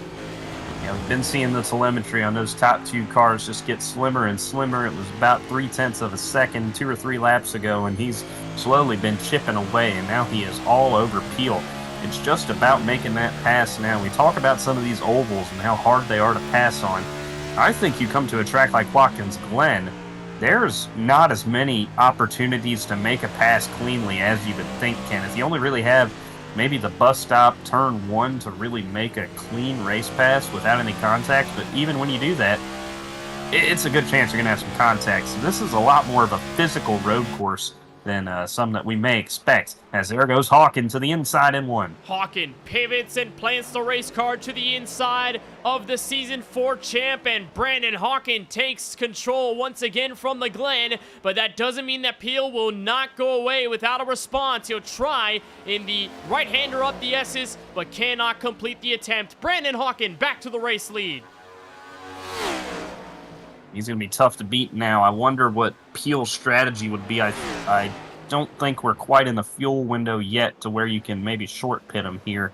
I think you're going to have to wait a few more laps for that, as he probably wanted to hold on to the lead just a little bit more. But here he comes into carousel. He's all over him, maybe moving him on the exit of the carousel, get Hawkin up the racetrack. he's there, not going to let him pull away if he has anything to say about it. When you talk about a physical road course that this one is, Lawson Peel is dishing it out in the carousel. He's keeping pace with the Canadian. Can he remain there? And can he go back to the inside or outside in the challenge for the lead? In that first stint, Hawkins was able to pull away to the tune of almost a full second to the Columbus, Mississippi native in Lawson Peel. And a good jump off of turn 7 made yet him a better exit off of turn 1, the 90, but they did encounter a ton of lap traffic at the end of that first stint. And here's the first bit of it as Peel tries the outside here. He wants to run up the hill as they catch up to the lap car, Timothy Cook. And that could be a factor that could decide this race, is lap traffic. But I think Cook, I've seen him every time he's been lapped so far today, he's just pulled out of the way on the backstretch like he will. Very respectful right there. I know Hawkins and Peel probably both like, well, maybe not Peel. Maybe Peel wanted a little bit of interference there, but Hawkins is definitely going to take that and be very happy with it as the lap car just moves out of the way, and it's going to allow Hawkins to set his sights forward out the windshield, try to pull away. Kenneth, I'm curious, if you're Hawkins in this situation, how much are you looking at your mirror, looking at Peel, or are you just eyes forward trying to pull away?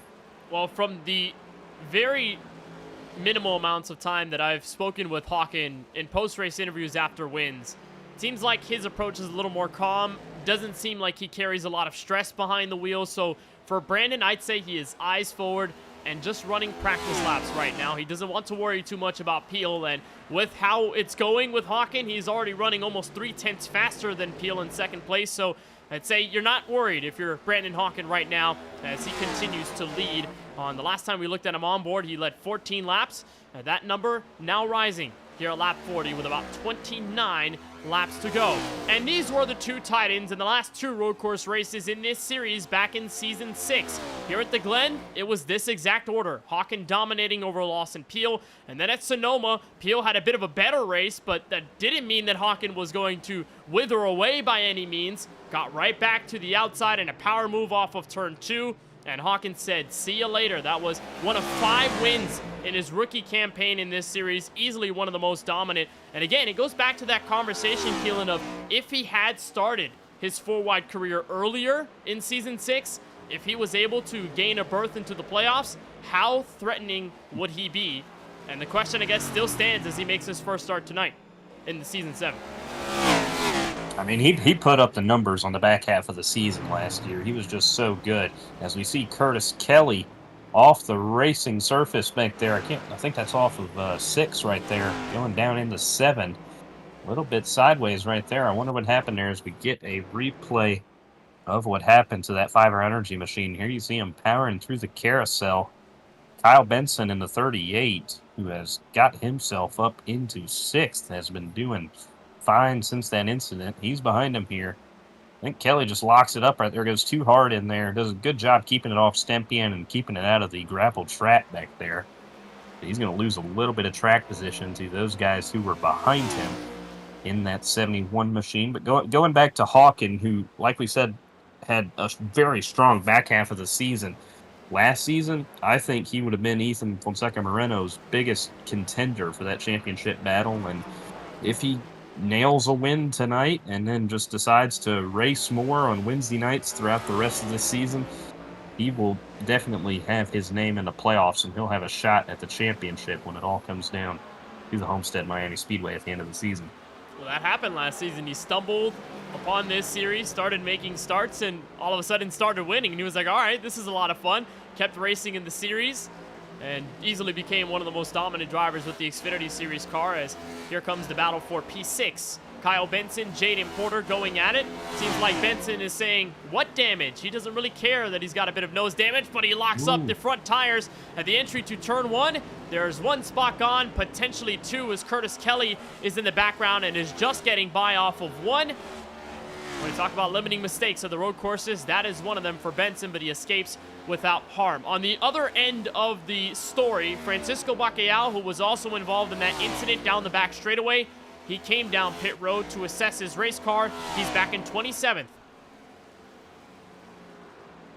I wonder if he pitted just early enough into the fuel window that he'll be good, or if the meatball finally got to him, because I'm not sure if he can make it from when he pitted back there in 27th. If he could, That would be good. But he has lost 5-6 seconds on the leader in the last 2 or 3 laps or so. So he's got his work cut out for him. Not the run he wanted coming into his first start of the season.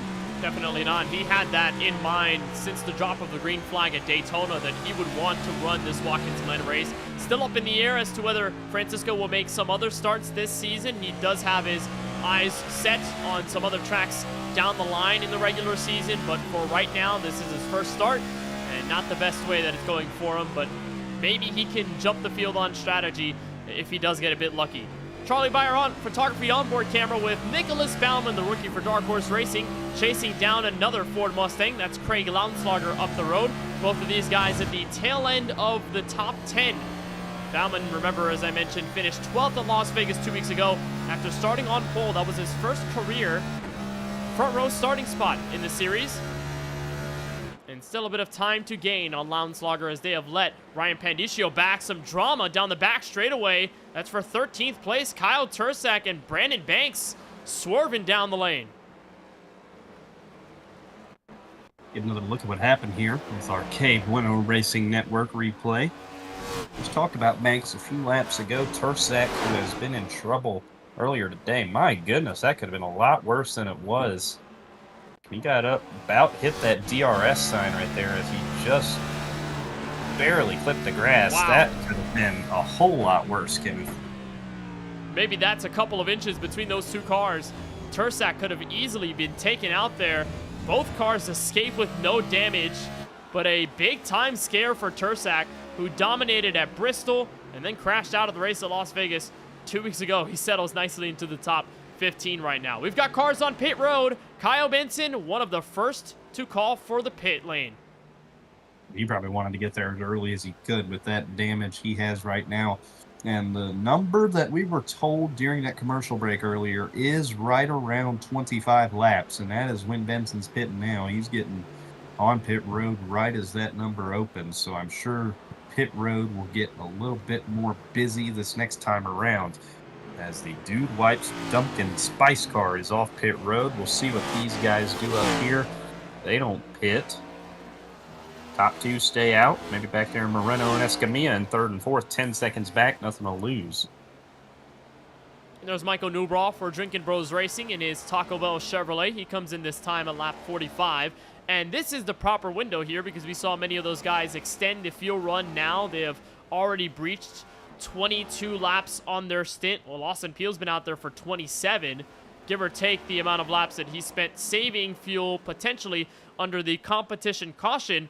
So if you pit from here on out, you will make it on fuel until the end of the race. It was really a gutsy call strategy for Peel and company to pit as early as they did, but now Peel is the only guy on that alternate strategy from the first half of this race to remain on the racetrack. Escamilla pitted on the competition caution. Bacalhau pitted after the incident. And now Kyle Benson in on the last lap at 44. So 45 laps in the going with about 24 laps remaining. Does Peel flinch from second place off of turn 7? We'll look on board with the Chevrolet Camaro down the gear. Now to the right side of the racetrack, staying underneath that yellow line. Lawson Peel is in this time.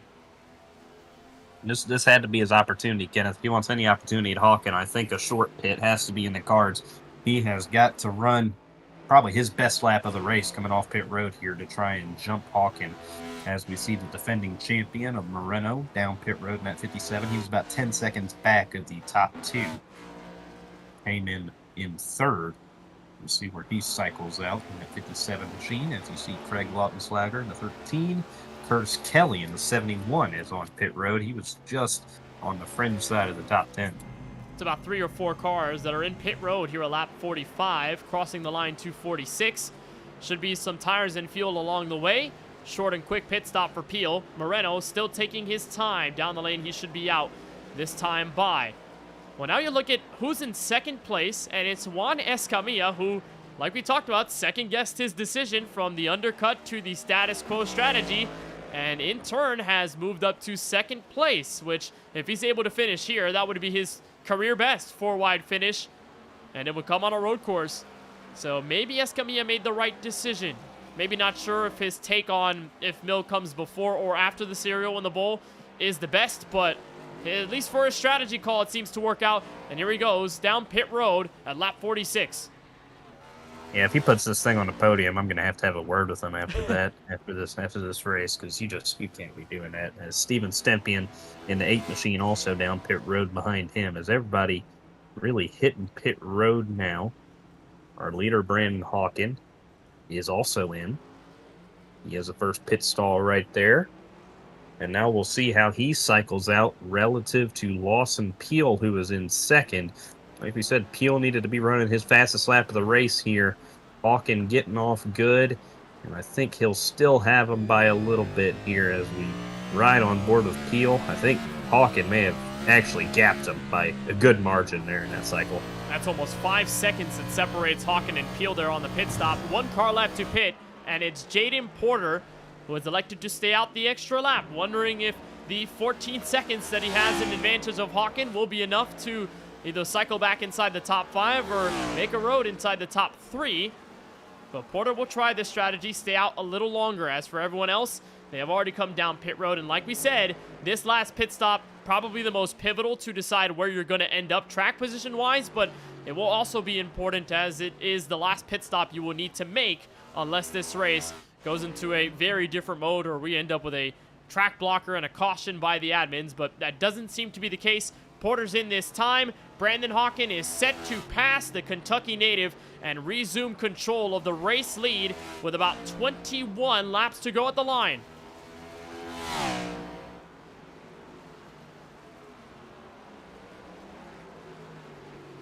And what a drive it's been for Hawkins so far, extending his gap to Lawson Peel.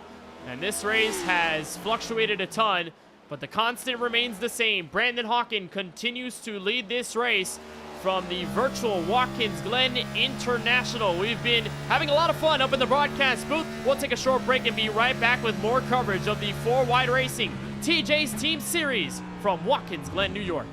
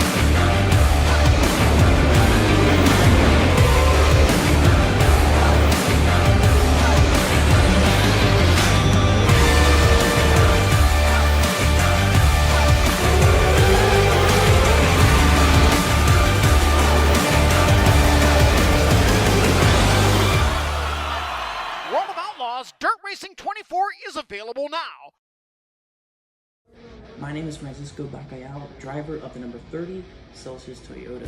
I have a lot of things to balance between work, being a student pilot, and of course, having iRacing to do on the side. How do I manage all that? Celsius.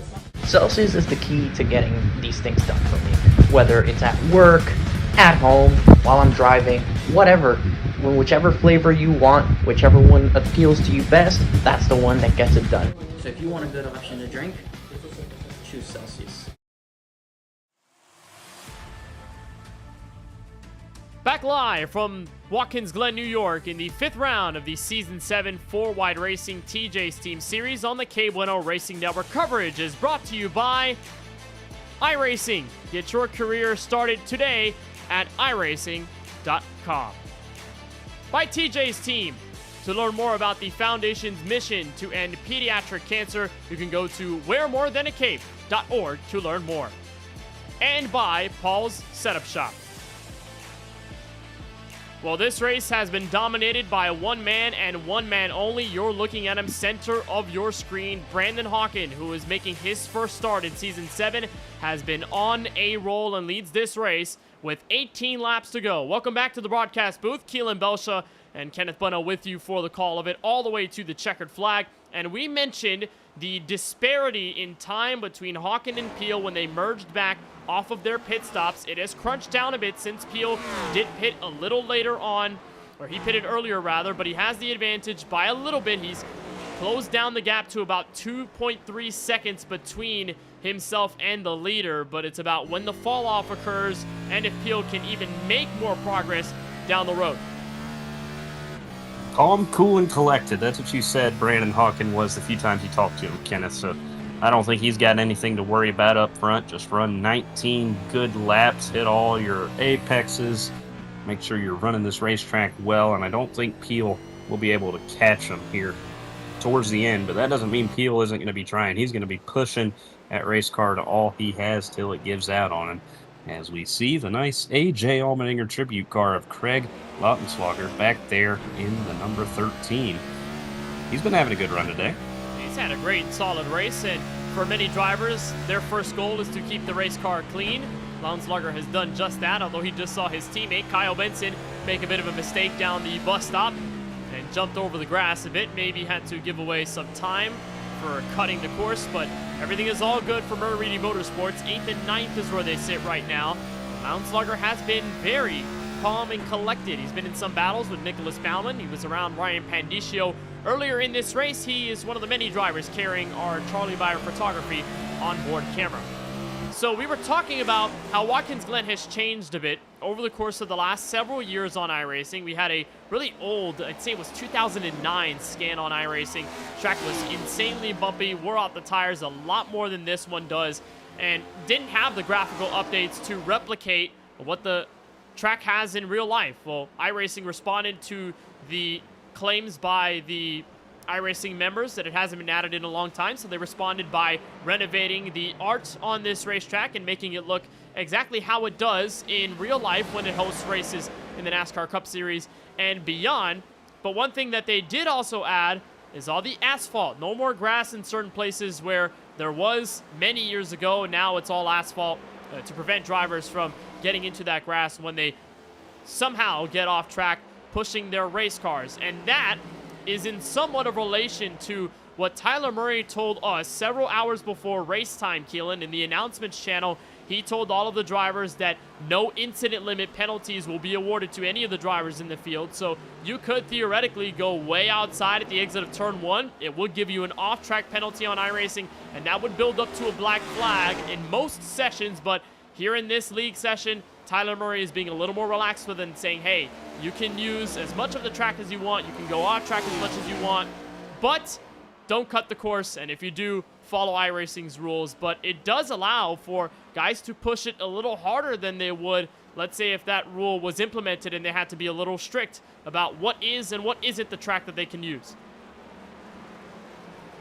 That's for sure, and it's a really relaxed set of rules that Murray has this evening, because typically I believe if it's over, 16, 17 incident points would be docked points, and he is not doing it this evening. But the bonuses are still in play, so if you somehow come out of this race with a 0x, you're looking good for a couple bonus points. But I'm not sure anybody has that right now, Kenneth. It's been really physical race. I mean, up here up front, and then even back through the pack is. Almost see a bit of trouble right there for Baumann off corner exit, getting around the lap car as he is trying to run down that 13 of Craig Lautenschlager. Going to take a look in turn 1. Didn't really get the entry he wanted, but Lautenschlager, he didn't really get the exit he wanted, and that's going to kind of balance itself out. How about the former race winner here at Watkins Glen and Adam Alishire sitting back there in the 13th position? We have not seen much of him today. He started deep in the pack and was outside the top 20 for a lot of this race, and As the race progresses, he has climbed his way up to the 13th position, right where he started after some trouble early in the race. The Season 4 race winner here, putting together a solid run as we reach the closing laps. And he's been rather quiet over the course of this race. Very surprising because several seasons ago he was really strong here, and oftentimes Alashire runs pretty well at Watkins Glen, but just letting the noise come from other directions and not letting it affect his race. He desperately wants a good point situation tonight. He's been one of the more consistent drivers over the campaign, and he's got a challenge from behind by Scott Healy, who runs in 14th. Well, this was what happened several seasons ago. It was Season 4, where midway through the Watkins Glen race, several drivers disconnected from the session. We were too disconnected on the KBueno Racing Network, so we spent a lot of the race trying to figure out what was going on, but Race Adamans threw the yellow. They restarted with Adam Alashire taking the race lead, and that's all we needed to hear from there on out. Even then, Lawson Peel was trying to catch Alashire, but that did not affect the Ohio native, who was able to capture his first win at the road course and is one of the several different winners here from Watkins Glen. So great history for Adam Alashire. He lost the spot there to Scott Healy as we were looking at that highlight, but I'd say a calm and soft night at the road course is probably what he wants best. That's for sure. Definitely better than how he started this race, as we look to the 12 of Lawson Peel, who has cut into that gap Hawken left. Because when we came off pit road, it was about a 4-second gap. I believe it's down to about 2.5 seconds right now. So that 12 has been closing in, but you got to wonder if he's using too much here, Kenneth. Is he using too much of that race car to where he's going to get close and not be able to get around him? But I mean, 14 laps to go. That's definitely enough time to reel somebody in, but getting around him here at Watkins Glen, that's a totally different thing. Well, you have to use the bumper, and, you asked the question, Keelan, whether Hawken was going to use the bumper on Peel earlier in the going. Well, this could be the juncture of the race with 13 to go next time, where Peel, if he catches up to Hawken, will be a little more aggressive, try to give him some bumps into the carousel or even into turn 1. Several places where you can do it. They are just about lapping AJ Green, who's had a really quiet race so far. He has fallen all the way back to 15th, but it's 14th on forward that are still on the lead lap. And Peel will get around Green down the front straightaway, the entry to turn 1. Well, as we come down to the closing stages of this race, we mentioned how there aren't a lot of road course races in this schedule. We've got Watkins Glen now. Then in March, we have Coda. And then we have the Charlotte Roval in late April for the playoffs in the first round. To which I ask you, Keelan, do you have a favorite road course? Is there a best road course for these stock cars? What do you have in preference? Racing? No. I don't want to touch any of them, Kenneth. But to watch them in NASCAR, I like Watkins Glen. I think we're at the best one right now. This always puts on a pretty solid race, like that absolute banger we had coming to the checkered flag earlier this season with SVG and Chris Buescher. That was a great show right there. So Watkins Glen, it seems to be the classic default answer everybody wants when we hit NASCAR in these stock cars. I'll tell you what, though, I will answer your question on racing them, just not in stock cars. The Daytona 24, that Daytona road course, that is an absolute blast as long as I'm not in NASCARs. I suck there in NASCARs. But hey, throw me in a Mercedes GT3, and me and you alone for 12 hours, we're going to be climbing that thing up 20 spots. Well, for those who don't know the reference, Keelan and I were a part of our Instagram Buds racing team for the iRacing 24 Hours of Daytona months ago. This year, it was us both, JJ Hill, and our good friend Charlie Beyer, who's been on a plane for most of the day, so we wish him well on his trip back to his home of Illinois from Arizona. But there was a point in the day where Charlie could not race in the sim due to work. JJ was out at Volusia County watching some sprint cars go around the racetrack, and it was just Keelan and I manning the fort with that car, and we picked up from, 30-something place, and we moved our way into the top 10 at the end of what was 10 to 12 hours. And it was just back and forth, us both in the sim, locked in and ready to go. Probably one of my best memories on iRacing, especially on the road course side of things, and not sure if we can replicate that or do better next year in 2025, but it's still a wonderful story between us both and part of the KBRN lore for years to come. Yeah, we did really solid. We just needed to tell JJ to chill out while he was at Volusia a little bit, because he came back 3 in the morning trying to Yep. get his laps necessary to run, because you need a minimum amount of laps there when you're running those endurance races for your team to not get disqualified. So he said, JJ, you got to get in there. He was so sleepy, and I think he went a little too hard at Volusia, and it all fell apart. But we put together a master class of a run, I'd say. I mean, we were running some great laps, got up there, raced hard, and got all the way up there in the top 10. And that was a great time, Kenneth. I hope we can do that again in January. Yeah, it was a lot of fun. The only thing we have to do is still be aware of that bus stop. It is dangerous, very dangerous. It's caused the end of our races, I don't know how many times. I could count maybe 1, 2, 3, 4 times, maybe more than that.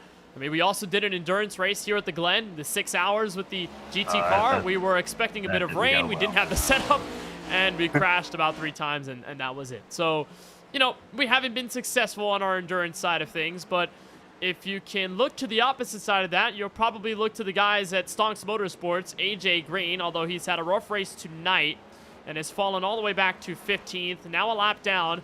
Him and his teammates at Stonks Motorsports, him, Colin Forrester, Lance Hill, they've won the Daytona 24 Hours on iRacing, and they have performed really well when they take the endurance side of things. They usually run the prototype, so most of the time they'll be in contention for the overall win, not just the GT class win. But they are great endurance racers when they get together. There's AJ Green and his beef machine running just inside of the top 15. As for the question about road courses, for racing them, my favorite has to be Sonoma. It's a classic road course, but it's a ton of fun to drive. Really, really technical, and you got to be really careful with the car, but that balance is really what makes it fun when you start clocking in fast laps. But if we're talking about tracks overall on the road course side of things, got to go with Montreal, Circuit Gilles Villeneuve up in Canada. That is a great road course, and I've been clamoring for NASCAR to come back there for years, and many others have as well. It's provided great racing online on iRacing and in real life, so I'd be excited if they brought Montreal back somehow. That would be a good time. Didn't we have that iconic Robbie Gordon, Kevin Harvick, all that stuff happening? Wasn't that Montreal?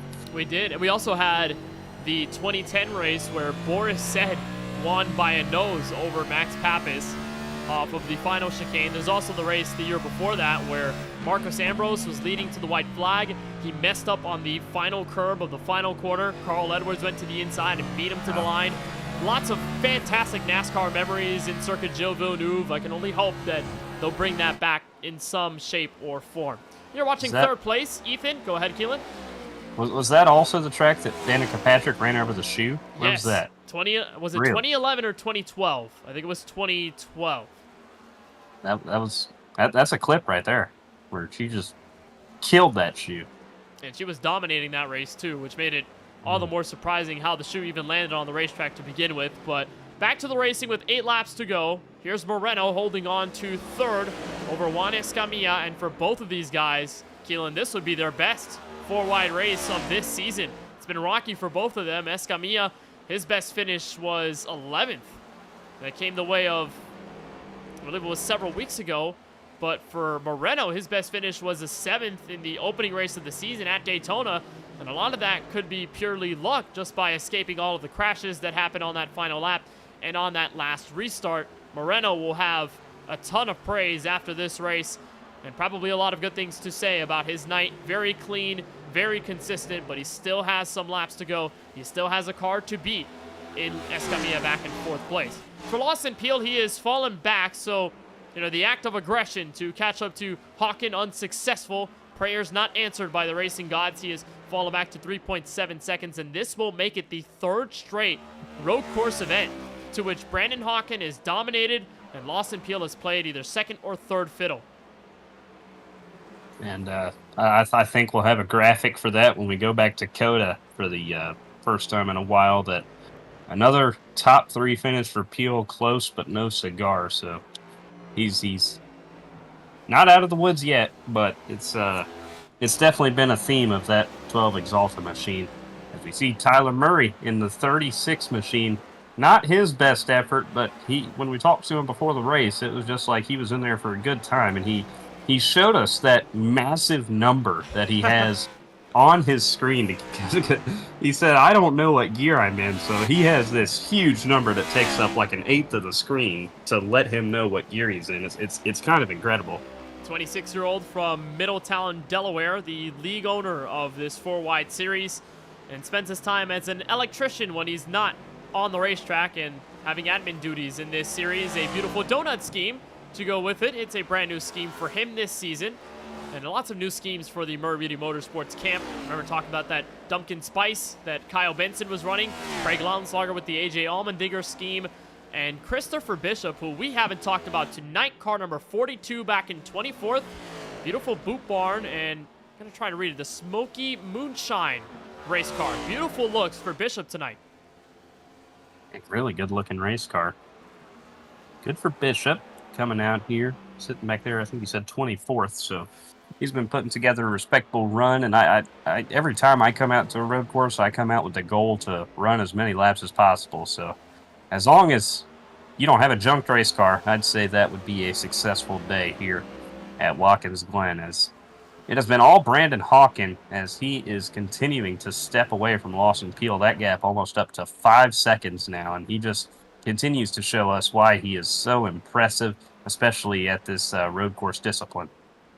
Just so dominant as he gets by Michael Newbraw and several other lap cars in the way. Definitely not over. Hawken could still make a drastic mistake, and Keelan, you and I were talking about it as the pre-race show was going down with that Lawson Peel feature. Mistake he made at Road America while up 10 seconds over Daniel Michel. It was only one mistake in turn 5 that threw his race away. Michel pulled away on the last lap and won the race. So if anything is certain is that there is uncertainty in the air. Hawken, though, is a skilled road course racer, so as long as nothing dramatic happens, he should be okay. And the last time we were here at Watkins Glen was back in mid-December of last year, where Hawken started this race on the pole like he did tonight and won this race from the pole like he's doing right now. The gap back to Luke Knupp in that race was 18.9 seconds.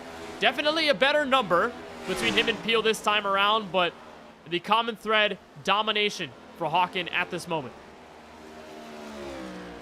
He continues to pace that 98 car out front, and so far the tale of both the starts today, both restarts, he got wedged behind Peel for about 6-7 laps, and then eventually he just got back around him. So it seems that this car just comes to him later in the runs, and for Peel, it's probably still there, but he's just not able to keep up with Hawken. We've had a fun race through the top 10 really all day, a lot of comers and goers, and it has been a good showing, but in the top spot where the wins matter, it's been all Hawken, battling with Peel a little bit.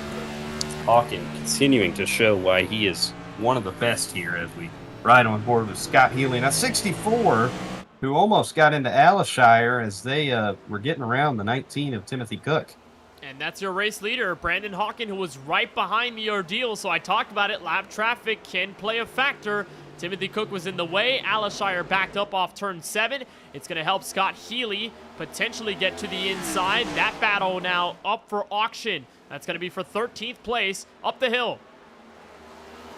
Used to have been battling for the last 10 laps or so, and we checked in on Alishire earlier as he gets back around Healy.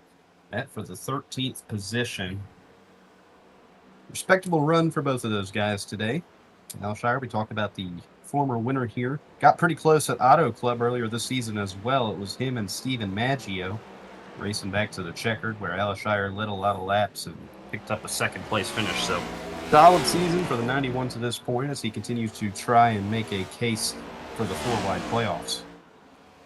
So Alishire will be looking forward to the next race at Richmond Raceway. That comes your way just shy of Halloween Day on October 30th, 2024. We'll have the action then for 200 laps in the Commonwealth. That'll be next week, October 30th at around 8:40 p.m. Eastern. We'll start with our Drop in the Hammer pre-race show before our race coverage at around 9 p.m. Eastern. Here comes Healy again. Inside charge. Turn 1. keeping it off of him. Not as physical as we have seen today in turn 1. Little surprised here, actually, later in the race, 3 laps to go. But I guess for 13th, they don't want to rough each other up too much. Just a clean race to the checkered is all they can ask for. As Alishire gaps him through the S's again, Healy and that Monster Energy machine losing a bit of time on him. As not much going on in our top 10, Kenneth. They all stay relatively the same. This may be our closest battle for position, besides maybe Nicholas Bauman, who is trying to reel in Kyle Benson for the 9th spot. That one may be a little bit closer, as you see Juan Escamilla in there behind Moreno. This for a podium position, I believe. And this gap has stayed around 0.3 of a second and closer. And they're approaching the lap car AJ Green, who may not let these guys by so easily. So Escamilla still has some breath left in him to get another shot at Moreno down the carousel. He's got the momentum. The run down to the straightaway before turn 6. We talk about the track limits. None here at the Glen. Escamilla can use all of it. He'll peek down the inside, but no dice for Escamilla. He'll try once again as they come back to the entry of turn 1. We may just see an indoor pass here for Escamilla on the Californian of Moreno, who wiggles up high. Missed the apex off turn 7. There's Escamilla by 3rd place. He's going to have 2 laps to try and fend him off, as this is a great turnaround for both of these kids. This is what they've needed. Escamilla, who started the season on his lid on lap 6 at Daytona. And since then, he said his best finish, I believe, was 11th, and now he's trying to improve on that with a podium finish. Could be our first chance to talk to him this season. Moreno, our defending champion, struggling maybe a bit of a championship hangover. He's trying to put those allegations to rest here in round 5 as there are 2 circuits to go. But up front, Kenneth, it's all Brandon Hawkin up there in the 98 machine as he is trying to bring this thing home. But Moreno going to try and fight hard for that podium position. He had a really good bus stop reeling in Escamilla. This is going to be a fun race all the way to the checkered. And this may come down to physicality, bumping each other, possibly for that 3rd spot. And the chance to talk with us after this race is over. But white flag is in the air for Brandon Hawkin, who leads now by 6.1 seconds over Lawson Peel. Moreno has found the inside on Juan Escamilla. Now we're door-to-door in turn 7. Trying to keep it off each other, trying not to take each other out. That would not be good for either of them. As Moreno's going to have the preferred line, maybe. No, Escamilla blocks, and this is where it's going to get aggressive. Moreno gets his nose to the outside going into 1. Will Escamilla overshoot, open up the door on the bottom? Might be exactly what happens going into the S's. Moreno can't quite peek his nose down there. It's going to be Escamilla leading him through the S's. Will Moreno have a shot in the bus stop? Exhilarating stuff for 3rd place. Moreno wiggles up the hill. Will that hamper his run down the back straightaway into the hard braking zone for the bus stop? You can't make a move down there without possibly junking another car. The battle for 3rd underway, while Brandon Hawkin will get his 2nd straight win at Watkins Glen in his return to the series. Turn 7 finalized. Hawkin, the winner from Watkins Glen. Just dominant for Hawkin as Peel brings it home in 2nd, and there's going to be 2 corners for this battle right here for 3rd.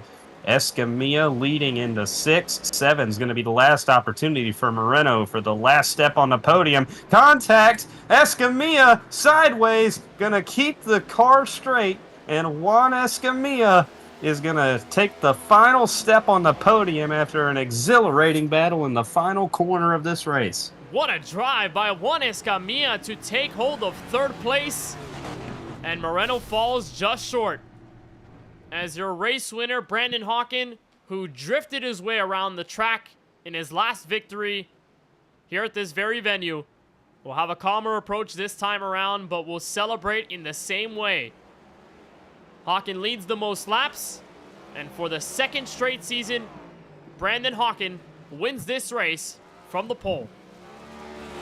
It's going to be our first repeat winner at Watkins Glen, Kenneth, to take it to Paul's Setup Shop Victory Lane. Talked about it in the pre-race show. This would be our best chance for a repeat winner here at Watkins Glen after we've had, I believe, 6 races here, 6 different winners. Going to switch it up today. Brandon Hawkin gets the win, and if he does choose to run 65% of the regular season, he has his ticket punched in the playoffs. But 1 start, 1 win. That's a pretty good ratio for Season 7. Well, a ton of drivers were shocked to see Brandon Hawkin's name show up in the registration list for this practice session to the race. But Brandon Hawkin does his business the way that Brandon Hawkin can do, as the Canadian celebrates for the first time this season and a 5th different winner to visit Paul's Setup Shop Victory Lane.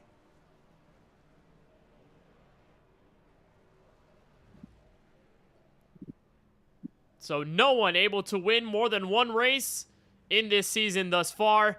And Hawken parks it on the start-finish line. Much calmer than last season. A lot more exhilaration, but this one was just a Sunday cruise for the Canadian that drives the number 98 machine. Let's get a look at the unofficial results here from Watkins Glen International. Brandon Hawken, the race winner by a tune of a little under 7 seconds over the Columbus, Mississippi native of Lawson Peel. Juan Escamilla gets his career best four-wide finish. He'll end up in third. We'll speak with all three of your top finishers before we wrap up our coverage tonight. Well, Escamilla had to hold off a hard-charging Ethan Fonseca Moreno. Probably the best battle we saw at the end of that race. And that great fight, Moreno, though, falls short to fourth. Steven Stepien, very quiet but calm and very fast. P5 for him. Jaden Porter continues a streak of top 10 finishes. He finishes in P6. Curtis Kelly wounds up in P7. Craig Lounslarger in the AJ Allmendinger colors, going to be in 8th place. Kyle Benson back in 9th. And rookie Nicholas Baumann captures the top 10. Just outside the top 10, Ryan Pandiccio with a solid run in his sophomore season in 11th. Brandon Manx, the seasoned veteran, was the last driver on the lead lap. He was getting run down by Hawken, but he holds on for 12th. Adam Alishire, former winner at this racetrack, the first car one let down in 13th. Scott Healy in 14th, who had a great battle with Alishire for several laps there coming to the checkered. AJ Green rounds out the top 15. Trevor Haley for Dark Horse in 16th. Kevin D'Elia, who we saw in a little bit of trouble earlier in this race, I believe 2 times, has driven it up to 17th. Tyler Murray, league owner in 18th. Francisco Bacalhau, who probably had top 5 potential today, Kenneth. We got in that incident with Kyle Benson earlier. He finishes back in 19th. And Craig Parks with a quiet day, rounding out the top 2. Back in 21st is Cody Kinsey, 2 laps down. Craig Rowe is 22nd place at the end of this one. 23rd for Michael Newbraw, who is also 2 laps down. 3 laps down for Murray Beatty Motorsports is Christopher Bishop, who's 24th. 25th goes to Timothy Cook. Then Eric Schaefer struggled all night long. He is 7 laps down in 26th place. CJ Munier in 27th. Dusty Applin, the rookie, in 28th. Mikey Neal is in 29th. And Kyle Tursak found some problems late in the going. He ends up 23 laps down, just inside of the top 30. Your final 5 drivers in this field: Daniel Moore, 34 laps down in 31st place. Kip Easley in 32nd, 33rd to Tony Kivet. Then Brandon Gillis and Brian Dixon bring us the end of the field here from the Glen. A very clean race, lots of strategy and a ton of fun racing, but everything remains the same over the last season, and it is Brandon Hawken who captures his first win in his return to the series. And once again, the domination word is the same. Brandon, welcome back to Paul's Setup Shop Victory Lane. Welcome back to the series. Did you miss it at all? I did, yeah. I had a lot of stuff going on, and then ended up getting burnt out pretty bad on sim racing. So I've done a couple sim races in the last 3 months, but I was really excited to come back here for Watkins Glen. I got some practice in there yesterday, and it was really great to be back here. I had a absolutely fantastic battle there with Lawson all race, and Juan as well. He put up a really good fight as well, and it's great to be back for sure. And there were a lot of reactions, including from us when you joined the session. We were like, oh my, Brandon Hawken is finally back. We had you missing for the first several races of the campaign, and you're finally here.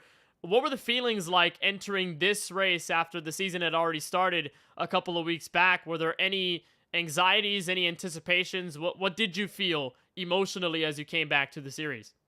It was kind of just I tried to not put any pressure on myself. I just wanted to come in here, have fun. Like sometimes it gets lost on all of us, really. Like it gets a little bit too serious sometimes, and then you stop enjoying it. And I just thought come in here, just do the best I can, and have a really fun race, and that's what happened. It was a really fantastic race, it wasn't really there weren't too many nerves or emotions or anything. I just wanted to come in, have some fun, race with some guys I haven't raced with in a little bit, and did just that. It was a really great time. Well, you lead all but 24 laps in this race, and it's another clinic for you on the road courses.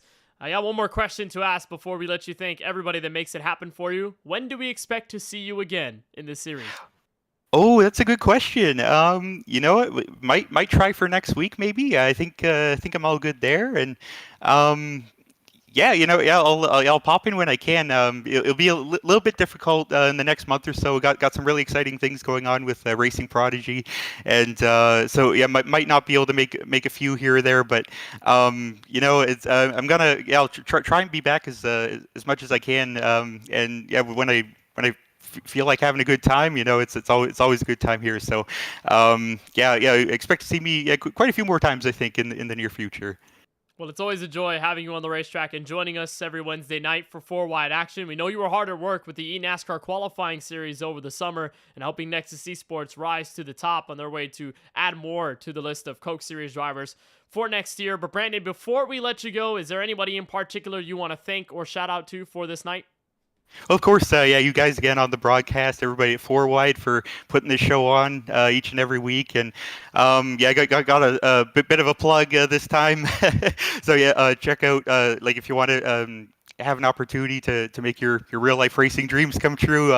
Racing Prodigy is starting up their GR86 series coming up. They have a time trial up right now on iRacing. So yeah, if you want to get behind the wheel of a real race car and actually go racing, yeah, check that out. Put in some times and that's about it. Yeah, man, had a lot of fun and just yeah, looking forward to more fun races like these. Well, Brandon, it's always awesome to have you join us in the booth and always a joy when you come to race here in the 4-Wide series. Hopefully we get to see you for many more times over the course of Season 7. Congratulations on the win from Watkins, Glen. Hopefully we'll see you soon. Thank you so much, guys. See ya. That's Brandon Hawken, who returns to the series in thunderous motion, winning with 45 laps led to his tally. We'll turn to the man who comes home in second place. Still consistency, though, for the Season 4 champ of Lawson Peel.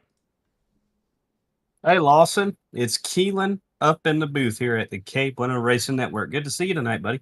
Hi, Keelan.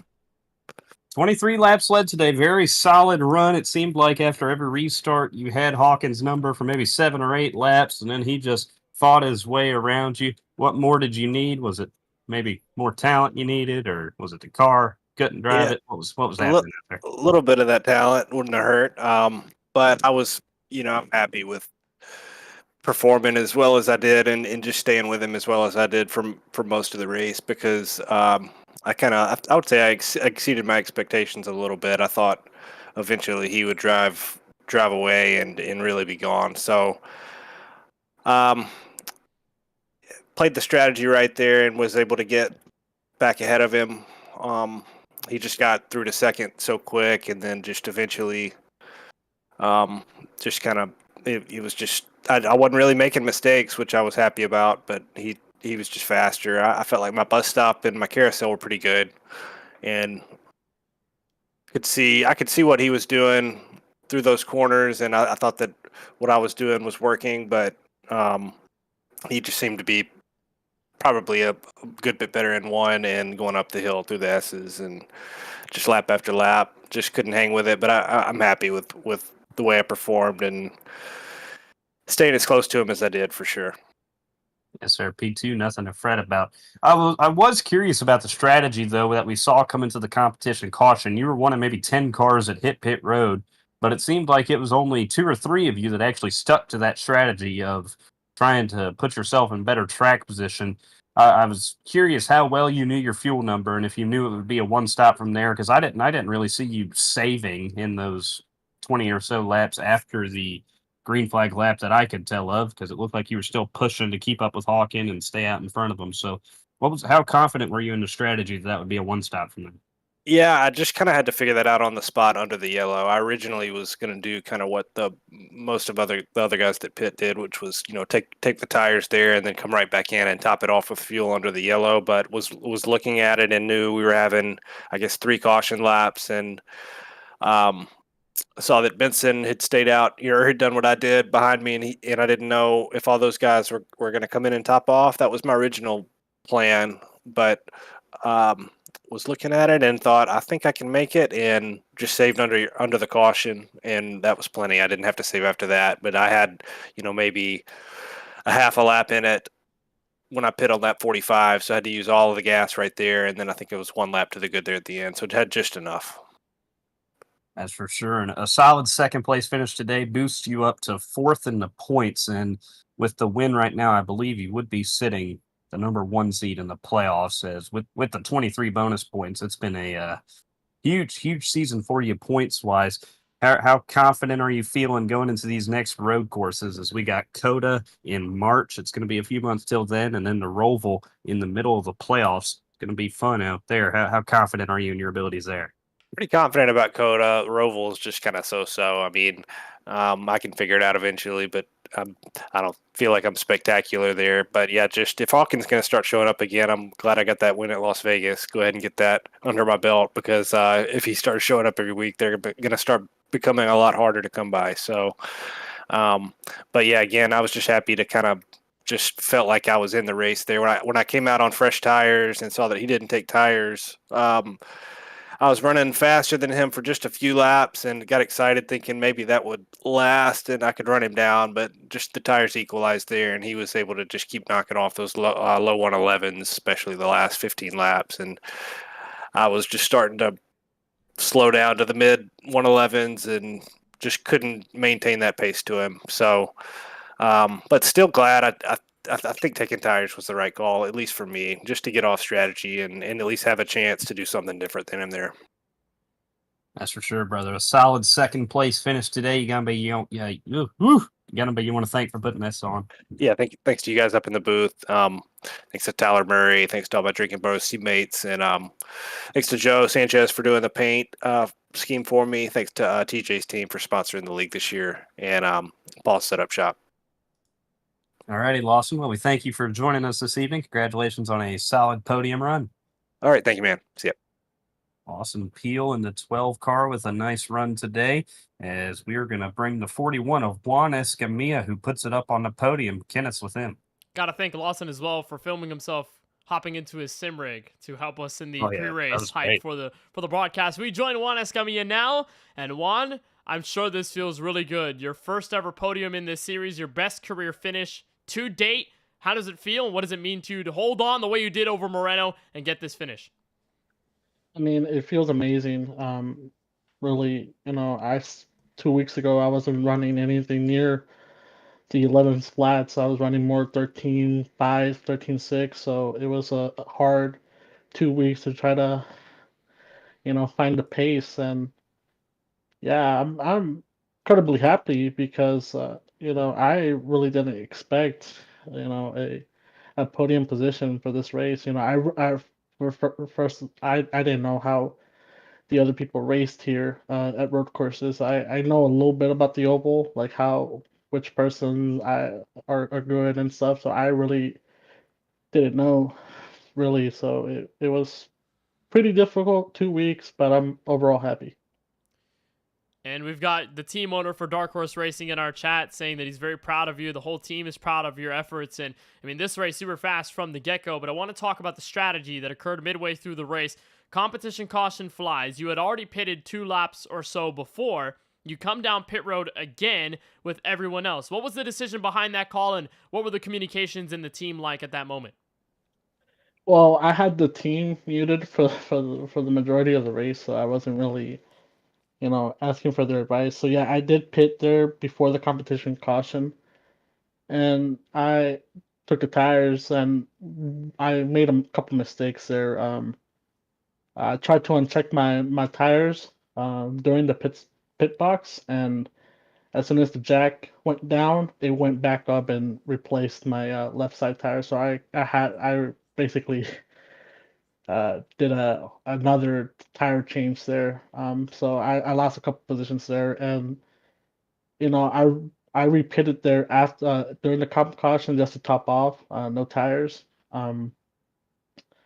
Really, I thought that the strategy pitting before caution was going to be a good strategy, but I didn't realize that during the yellow, there's going to be a long snake of drivers going into pit road, and it's I lost too many positions, and it was basically all for nothing. So I had claw my way back there through the field. I got fortunate that there was a couple wrecks there, and yeah, I was pretty much pushing the tires as much as I could. Well, nonetheless, you escape here with a third place finish. Again, your best in your four-wide career. I'm sure this one obviously means a lot, given how hard you had to fight for it, especially in those final laps against Ethan. That was illustrious stuff between you two. Now you move forward. Richmond, another short track race on the schedule. We know that Bristol was a wild one for many, including you. How do you use this momentum from tonight's race to parlay that into the rest of the regular season and Richmond specifically next week? Well, really, it's just committing to the practice, really. I see how much effort I gave in this race, and the results, came. So maybe try to do the same approach for Richmond and all other tracks on the schedule. And yeah, try to practice with my team a lot more, trying to help them through telemetry and stuff. And, hopefully we can use this positive momentum to help us propel us through the standings, and hopefully I can get another podium someday. Well, Juan, it's been a pleasure talking to you now. The first time we get to talk with you, other than the Drop in the Hammer podcast that happened right before the season started at Daytona. So it's wonderful to get to talk to you again. But we have to talk about this scheme. You and Trevor, very bold in these claims about pineapple belonging on pizza or milk going before cereal. What was behind that? Do you really believe milk goes before cereal? No, it's more of a troll pain. I really don't believe thank God. cereal must go before milk there. No, but really the inspiration about these paint schemes really came during the duels. We were just talking about how we could just make some troll paints and just mess with the field and have a good laugh. Really, I had a couple ideas cooking, and probably there is going to be another troll paint scheme down the line. Gotta start working on that. But yeah, fun gag for the field. Well, you certainly had us discussing the options in the booth with your we scheme. were getting worried. Yeah, we were starting to think about it a little bit. We were talking about it, debating a bit. Him and I discussing your scheme, Trevor Haley's schemes, and others in the field. But Juan, I'm sure seriously this is an amazing finish for you. Best in your career thus far. Who do you got to thank for, and who makes it all happen? Well, really, I got to thank my team, Trevor, Nick, Craig, and my team owner, Tim. They pushed me hard these last 2 weeks. They give me hell on Discord on, oh, you should hit this lap time, or finally you hit this lap time. So, it's good fun. They pushed me really hard. They motivated me, even though I didn't believe myself that I could produce a result like this. So yeah, really want to thank them. I really want to thank Ethan there for giving me the position there at the end. I tried to block at the end there on the last corner, and he tagged me in the rear. And yeah, I really want to thank him for giving me the position.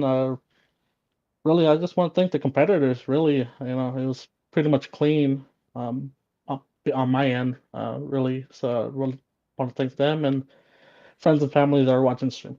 Well, it's a momentous moment for you in your four-wide career. Hopefully we get to see more of those occur over the rest of your rookie campaign. Congratulations on behalf of all of us here at the broadcast team on the podium, and hopefully we'll see you knock down another podium at Richmond next week.